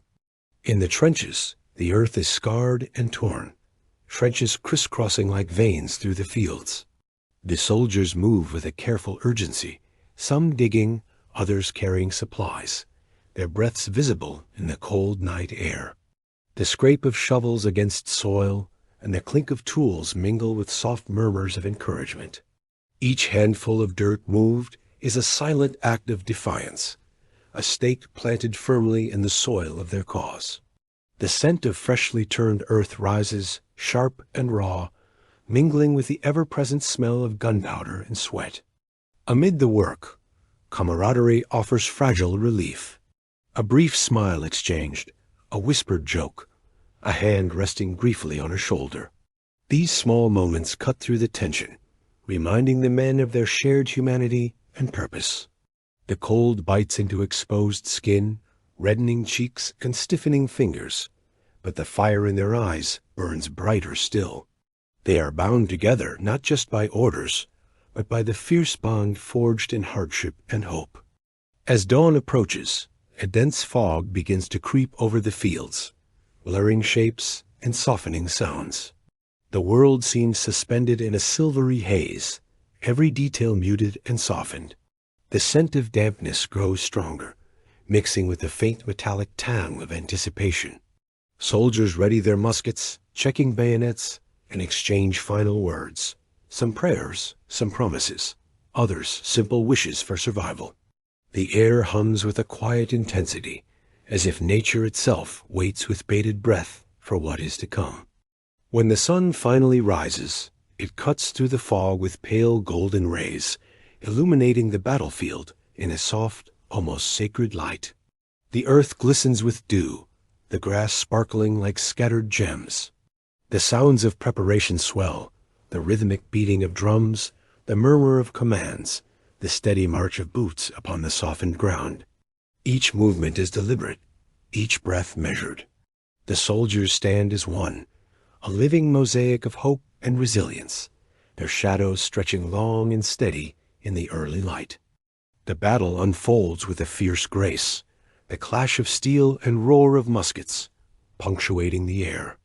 Smoke coils upward, mingling with the scent of burnt wood and gunpowder, creating a dense haze that blankets the fields. Voices rise and fall, cries of pain, shouts of command, murmurs of encouragement. The earth shakes beneath the charge of horses and the pounding feet of men. Amid this chaos, moments of intense stillness emerge. A glance between comrades, a whispered plea, a steady hand grasping another's in silent solidarity. In the thick of combat, time seems to dilate and compress simultaneously. A single heartbeat stretches into an eternity, then snaps back with the next explosion of cannon fire. The taste of dust and blood fills mouths, mingling with the sharp scent of sweat and leather. Faces blur between determination and desperation, young and old alike pushed to their limits. Every sound is amplified, the metallic clash of weapons, the pounding drums, the ragged breaths of exertion. Yet beneath the fury lies a current of purpose, a shared vision of freedom forged through fire. As the day wears on, the British defenses begin to crumble under the relentless pressure. Their lines falter, faces betraying exhaustion and fear. The American and French forces move with renewed energy, their movements synchronized through months of preparation and hardship. The fields become a theater of transformation, where chaos yields to order and despair gives way to hope. The sun arcs high, casting stark shadows and illuminating the courage etched into every face. As evening descends, the battlefield quiets, a heavy hush replacing the roar of conflict. The sky burns with the deep reds and purples of sunset, a fiery farewell to the day's violence. Survivors gather in small clusters, tending wounds, sharing whispered words of comfort and sorrow. The air carries the mixed scents of smoke, sweat, and earth turned over by war. In these moments of fragile peace, the weight of sacrifice is felt deeply, the cost of freedom written in every scar, every whispered prayer. News of Yorktown's surrender spreads swiftly, carried by breathless couriers and joyous voices. Across the colonies and beyond, a wave of relief and hope surges. The war that has long seemed endless begins to draw to a close, its echoes transforming into the foundation of a new nation. Letters are written, songs composed, prayers lifted, all carrying the profound sense that something extraordinary has been achieved, a promise fulfilled after years of struggle. In quiet moments that follow, soldiers reflect on the journey they have endured, the bitter winters, the fierce battles, the moments of doubt and courage. The faces of fallen friends linger in memory, their sacrifices woven into the very fabric of freedom's promise. The land itself seems to sigh, as if relieved and renewed. Under a canopy of stars, the future feels both fragile and infinite, a vast horizon stretching beyond the known into realms of possibility. So now, as you breathe in the stillness of this moment, feel the depth of transformation that Yorktown represents, the end of a long journey and the beginning of something new. Let your breath settle into a slow, steady rhythm, carrying with it the quiet strength of those who dared to dream and fought to make those dreams real. Their story flows through time, inviting you to rest in its embrace, to carry forward its hope, and to dream alongside the nation born in the shadows of war. Imagine stepping quietly into the dimly lit chambers of Philadelphia in the late 18th century. where the soft glow of flickering candlelight struggles against the creeping shadows that pool in every corner. The heavy wooden floor beneath your feet creaks faintly, worn smooth by the passage of countless footsteps before yours. The air is thick with the mingled scents of old parchment, the sharp tang of freshly ground ink, and the faint, smoky residue of beeswax candles that have burned steadily through the long hours of debate. Outside, the muffled sounds of a bustling colonial city fade into a distant hum, replaced here by hushed murmurs and the measured scratching of quills dancing across parchment. If you close your eyes, you might hear the rustle of heavy robes, the soft murmur of voices blending serious thought with careful diplomacy, and the gentle flicker of flame as it casts delicate shadows that seem to breathe alongside the people within these walls. This is no ordinary room. It is a crucible where the hopes and fears of a fledgling nation mingle with the steady heartbeat of resolve, where every word uttered carries the weight of generations yet unborn. Around a sturdy oak table, scarred by time and ink stains, sit men whose faces tell stories far beyond the room's solemn silence. Their expressions are carved with lines of weariness, etched by sleepless nights and fierce argument, yet their eyes glimmer with the fierce light of conviction and the fragile hope of unity. The texture of their worn garments, heavy wool and faded linens, seems to absorb the candlelight, turning shadows into shapes of determination and doubt alike. The faint creak of leather-bound books opening, the soft thud of paper shifting, and the occasional cough break the reverent quiet, weaving a symphony of sounds that accompany the slow, deliberate weaving of ideas. The musky scent of leather, mingled with the faint aroma of pipe smoke curling lazily from unlit pipes resting on the table, grounds you in this moment, a delicate balance between the weight of history and the spark of possibility. Outside these walls, the city hums with life horses clip-clopping down cobblestone streets, distant calls of merchants, the occasional ring of church bells marking the hour. Yet here, time seems to warp and slow, suspended in a delicate bubble of concentration and tension. The draft from tall windows carries with it the crisp scent of autumn leaves, mingled with the faintest chill of the approaching evening. Curtains ripple gently as the breeze whispers through the room, a silent reminder of the world beyond this chamber and the pressing urgency of the task at hand. Each phrase spoken is chosen with care, each sentence a thread in the intricate tapestry being woven, a fragile but essential framework meant to hold the promise of freedom, justice, and governance in a land struggling to define itself. The faint crackle of a burning candle punctuates the silence, marking the passage of time in slow, steady increments. The process unfolds like a slow, deliberate dance, a negotiation of ideals, fears, and visions for a future unknown.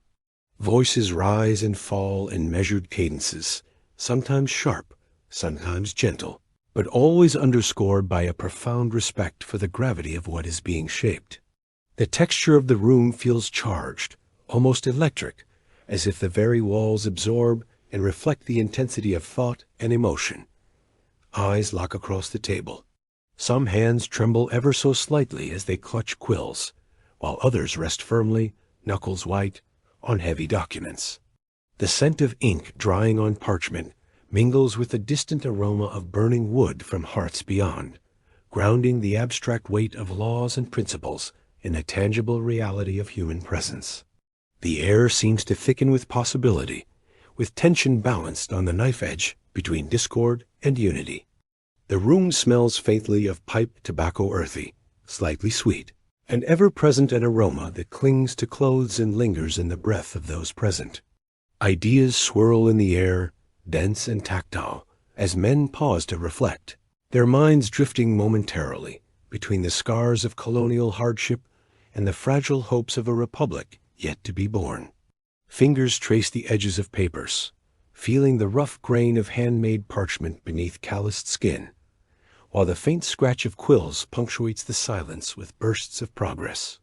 There is a sense of weight in every gesture, the delicate balance between hope and doubt pressing upon each participant like a physical force.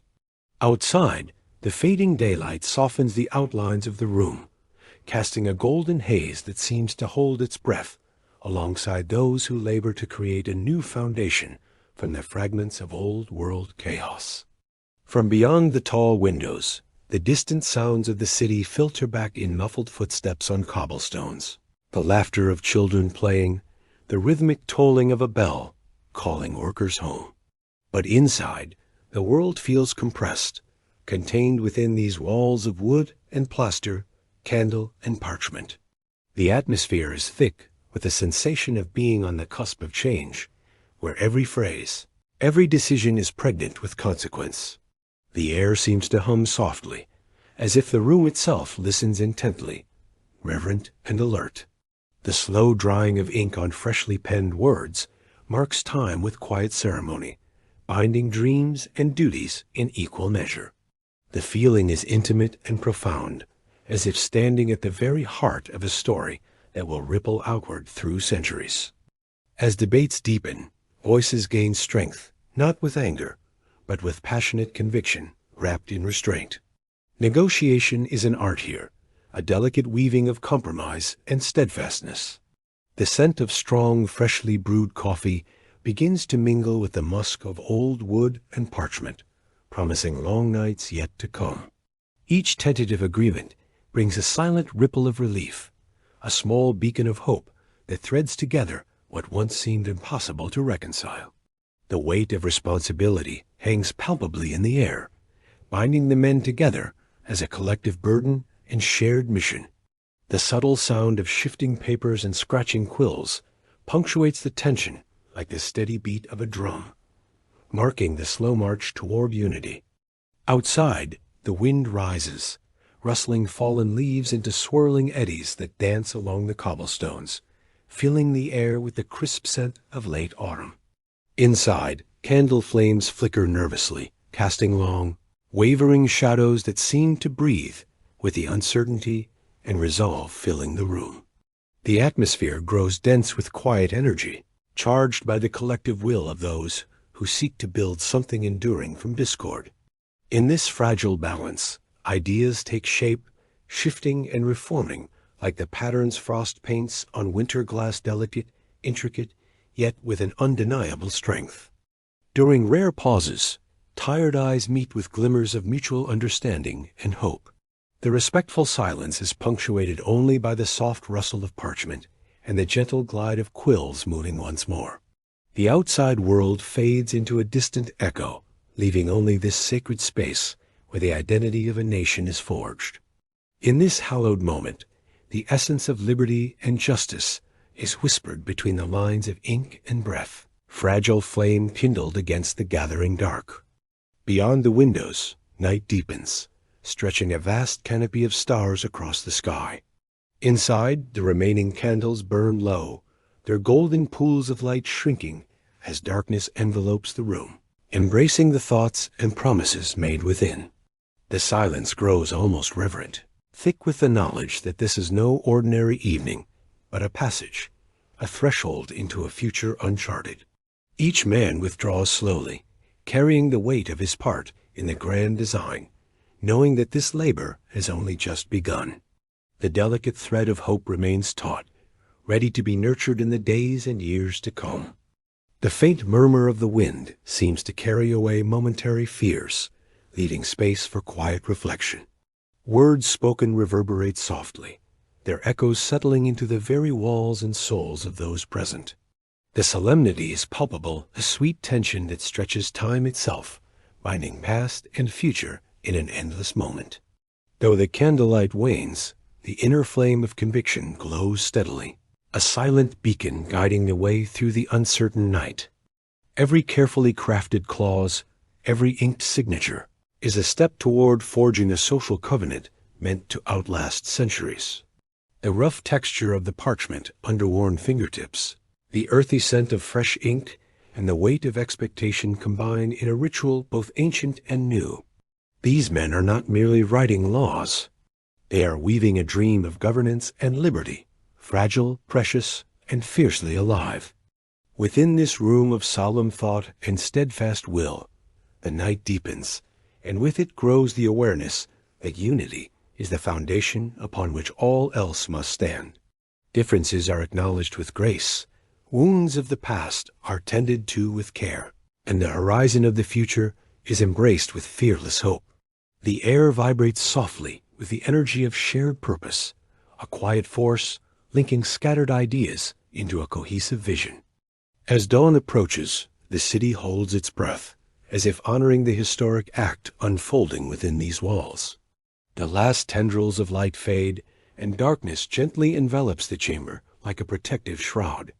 Within that tender shadow, the fragile promise of freedom glows bright, a seed awaiting nurture, ready to take root and flourish in the hands of those who dared to dream it into being.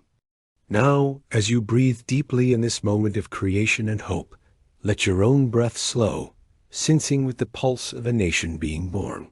Feel the texture of history beneath your fingertips, the gravity of decisions made with care, and the soft glow of dreams spun patiently into reality.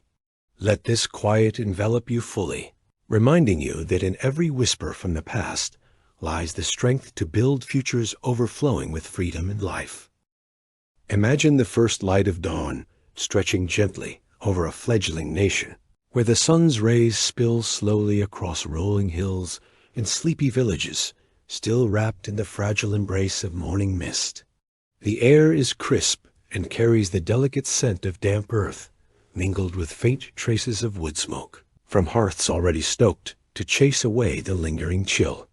As the world awakens, the soft rustle of leaves in the gentle breeze and the distant call of roosters blend into a symphony of quiet hopefulness, signaling the start of another day in the early republic, a land both full of promise and burdened by uncertainty.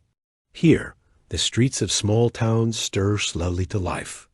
Weathered hands open doors and draw curtains to greet the world outside, while the faint clatter of tools and the murmur of early conversations rise like tentative threads, weaving the fabric of a society still in delicate formation.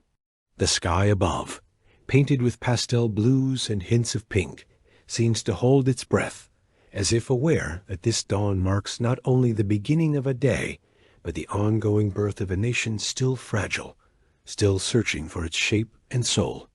Walking slowly down a dirt road bordered by wooden fences and fields freshly turned by plows, you notice the mingling scents of freshly baked bread, rich soil, and wild herbs growing untamed along the edges of the path. The rhythmic thud of a blacksmith's hammer echoes from a nearby forge, blending with the low hum of livestock and the chatter of farmers, greeting one another with nods and tired smiles. Faces weathered by sun and toil carry stories of hardship, endurance, and a quiet determination that seems to pulse in the very air. Children dart past, their laughter ringing clear and bright, chasing dreams born in the shadow of revolution and nurtured in the hope of peace. Each step reveals glimpses of daily life unfolding, the flicker of candlelight through cottage windows, the smoke spiraling upward from chimneys, and the soft footfalls of neighbors needing to share news or lend a helping hand. This landscape of sights, sounds, and smells creates a living mosaic of a nation slowly weaving itself together through the collective effort and resilient spirit of its people. Within the humble walls of a home warmed by a roaring hearth, the smell of crackling firewood mingles with the earthy aroma of herbs simmering in a cast-iron pot. Family members gather close, their faces aglow with the flickering light, eyes reflecting a mixture of fatigue and hope as they exchange stories, some of battles fought, others of dreams yet to be realized. The soft murmur of voices is punctuated by the occasional crackle of burning logs and the gentle clink of ceramic mugs filled with steaming tea. Children listen intently, wide-eyed and silent, absorbing tales of liberty and sacrifice, whispered in reverence and longing. Outside, the window pane glistens with the faint sheen of morning dew, catching the first rays of sunlight and scattering them like fragments of fragile promise across the room. This intimate scene, rich with warmth and vulnerability, encapsulates the delicate balance of peace and struggle that defines the early republic, where every moment is tinged with the bittersweet tension between what was lost and what still might be gained. Step outside and breathe deeply the fresh, earthy scent of fields stretching toward dense woodlands, where towering trees sway gently in the cool morning breeze. The air is alive with the subtle sounds of nature, the distant song of a meadowlark, the rustle of leaves brushing against one another, and the faint trickle of a nearby stream winding its way through rocks and roots. These wild spaces hold both beauty and uncertainty, their shadows harboring memories of past conflicts and the ever-present tension between settlers and indigenous peoples, whose lives intertwine with the land in ways both profound and painful. The soft crunch of footsteps on frost-hardened soil reminds you of the fragile line walked by those carving out homes in this untamed frontier pioneers, fueled by hope, yet constantly confronted by the raw forces of nature and history. The scent of pine and moist earth grounds you in this moment, where the promise of growth and the weight of unresolved strife coexist beneath the vast, open sky. Inside the halls of early government buildings, the atmosphere is thick with the scent of polished wood, mingled with the faint but persistent odor of burning tallow candles. The air hums softly with the careful deliberations of leaders, still marked by the recent upheavals of war and the burden of forging a new political identity. Their faces, illuminated by flickering flame and softened by fatigue, reveal a complex dance of hope, doubt, and determination. The heavy scent of old leather-bound books and fresh ink mingles with the occasional sharp tang of pipe smoke curling languidly through the room. Here, voices rise and fall in measured cadences, weaving intricate patterns of argument and compromise as these architects of a republic grapple with fundamental questions of power, rights, and responsibility. The faint scratch of quills on parchment punctuates the air, each stroke a deliberate step toward building a fragile but enduring foundation. The walls, adorned with maps and documents, seem to listen silently, bearing witness to the weighty choices shaping a nation's future. Beyond these chambers, the rhythm of everyday life pulses steadily in bustling markets and busy ports. The scent of fresh produce-ripe apples, fragrant herbs, and earthy root vegetables mingles with the sharp saltiness of sea air and the smoky aroma of cooking fires. Merchants call out their wares, their voices weaving into the lively tapestry of sound. The clink of coins exchanged, the shuffle of feet on cobblestones, the occasional bray of a mule, or the clatter of wooden crates. Townsfolk haggle and barter beneath awnings fluttering in the gentle breeze, while children chase one another through narrow alleys, their laughter spilling into the sunshine. This vibrant panorama of commerce and community reflects the determination of a people striving to transform ideals into tangible prosperity, their lives shaped by the interplay of tradition and innovation in a rapidly evolving world. Yet beneath the surface of daily bustle, the undercurrents of tension ripple quietly. Debates about states' rights, federal authority, and the extension of liberty permeate taverns, parlors, and town squares. The scent of spilled ale and pipe smoke mingles with earnest voices, each carrying the weight of conflicting visions for a united future. Stories of displacement, injustice, and inequality thread through conversations, revealing the fractures that remain beneath the Republic's hopeful exterior. The quiet determination of many is shadowed by the persistent struggles of those still excluded or marginalized, a somber reminder that freedom's promise is not yet fully realized. The air, though vibrant, carries this invisible tension, a complex weave of hope and hardship shaping the nation's unfolding story. As dusk settles, the sky deepens into a rich tapestry of indigo and violet, punctuated by the first shimmering stars. The cool evening air carries the faint scent of jasmine and burning wood, mingling with the soft murmur of crickets and the distant hoot of an owl. Homes glow warmly from within, candlelight flickering behind windows as families gather to share meals, stories, and quiet moments of reflection. The hushed tones and gentle laughter create a cocoon of calm, a temporary refuge from the challenges and uncertainties beyond their doors. Here, in the embrace of night, the fragile dreams of a republic are nurtured with tenderness and resilience, whispered softly like a lullaby to a world still learning to find its footing. Venture into the frontier, where vast stretches of untamed wilderness stretch toward horizons painted with fading light. The scent of moss, pine needles, and rich soil fills the air, carried on a breeze that rustles through tall grasses and bends slender saplings. The crackle of a campfire punctuates the stillness, sending golden sparks spiraling into the darkening sky. Settlers sit close to the warmth, their faces marked by hardship, yet illuminated by hope and quiet pride. The night sound's distant howl of a coyote, the soft rustle of nocturnal creatures stirring blend with whispered conversations about survival, dreams, and the uncertain future ahead. This raw, intimate connection to land and life embodies the pioneering spirit that pulses at the heart of the Republic's early years. In these moments, time seems to slow, each breath a meditation on endurance and aspiration. The rough texture of bark beneath fingertips, the smoky warmth of firelight against chilled skin, and the profound silence of the wilderness create a sensory tapestry that both grounds and elevates. Here, amid the vastness and solitude, the complexities of nationhood distill into simple truths, hope, and hardship, entwined like roots beneath the soil, feeding the fragile shoots of a new beginning. Community life unfolds through shared toil and celebration fields tilled side by side, schools built with collective hands, festivals marking the cycles of seasons and survival. The scent of fresh-cut timber, turned earth, and fragrant flowers fills the air, mingling with the sounds of hammer strikes, laughter, and song.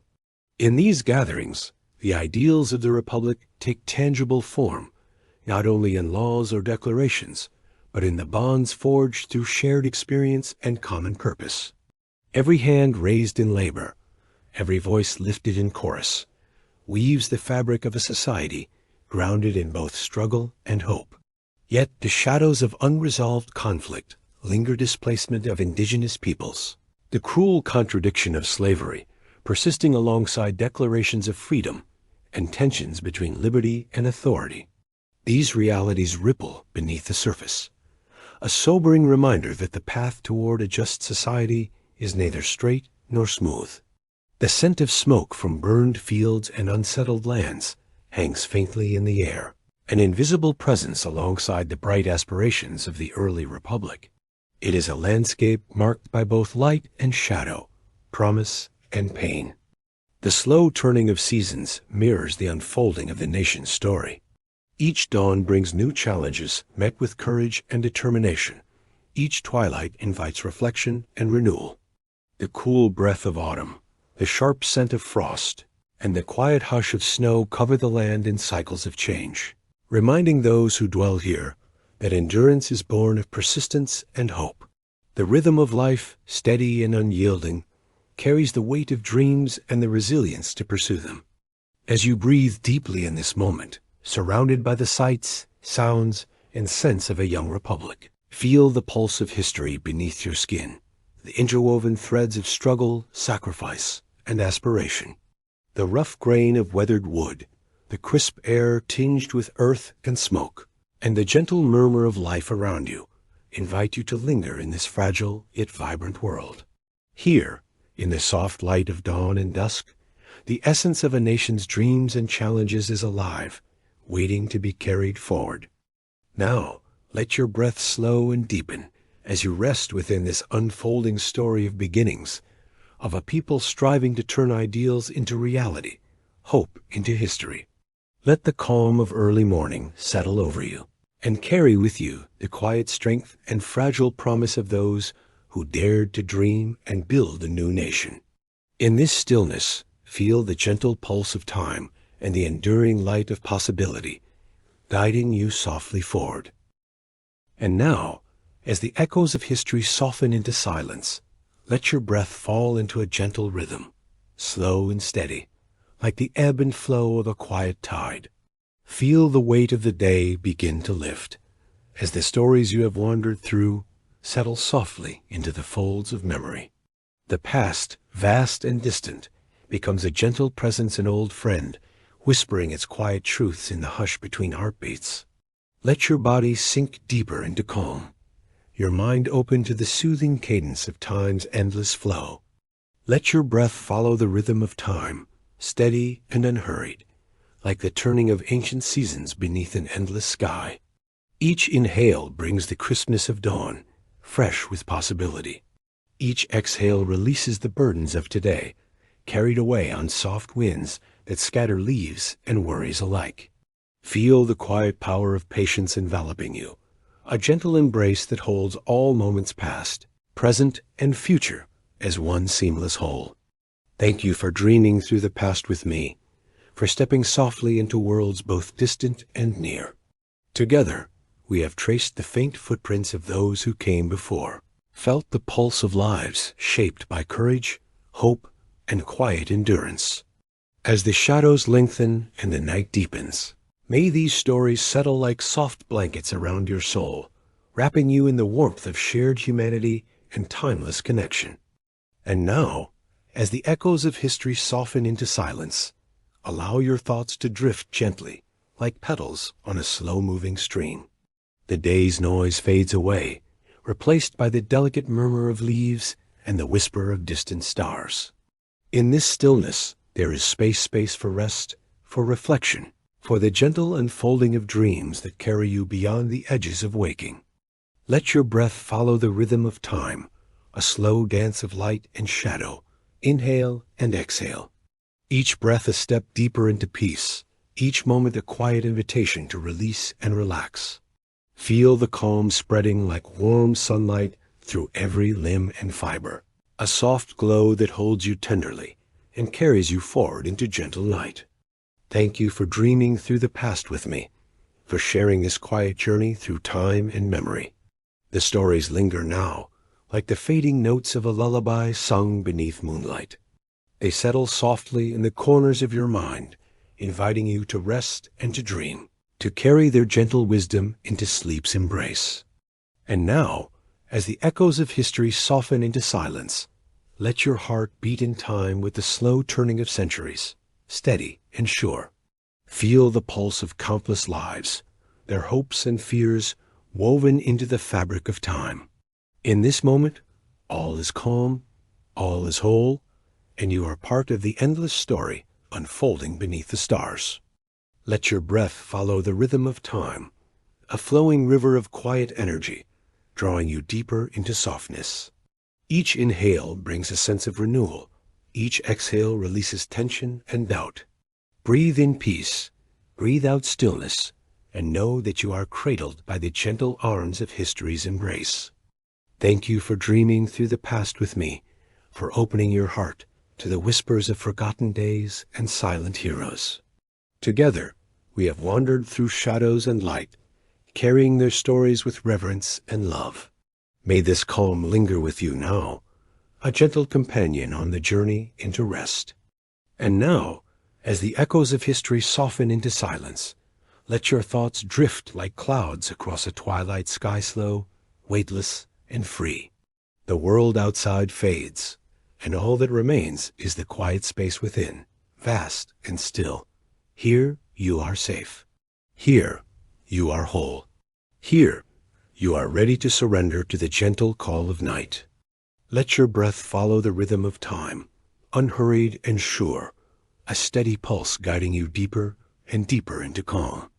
Each breath is a soft step on a path that leads to rest, to renewal, to the quiet heart of night itself. Feel the peace growing, spreading like warm light through every part of you. Thank you for dreaming through the past with me, for sharing this sacred space where history and memory intertwine. The stories we have touched are now threads woven into your own tapestry, a gentle legacy carried in the silence between breaths. May they soothe you, guide you, and hold you close as you drift into sleep. And now, as the echoes of history soften into silence, let your body relax fully, melting into the support beneath you. The weight of time is no longer heavy, but light, a soft feather floating on a gentle breeze. In this stillness, feel the deep calm of night enfolding you, a quiet promise of rest and renewal. Let your breath follow the rhythm of time, slow and peaceful, a gentle tide pulling you toward the shores of dreams. Each inhale brings softness. Each exhale lets go of all that no longer serves. Breathe in calm, breathe out ease. Sink deeper into this gentle unfolding of night. Thank you for dreaming through the past with me, for carrying these stories in your heart as you rest. May the calm and quiet we've shared linger softly, guiding you gently into sleep. And as you drift away, remember, history is not only what has been, it is the breath we carry forward, softly, quietly, forever.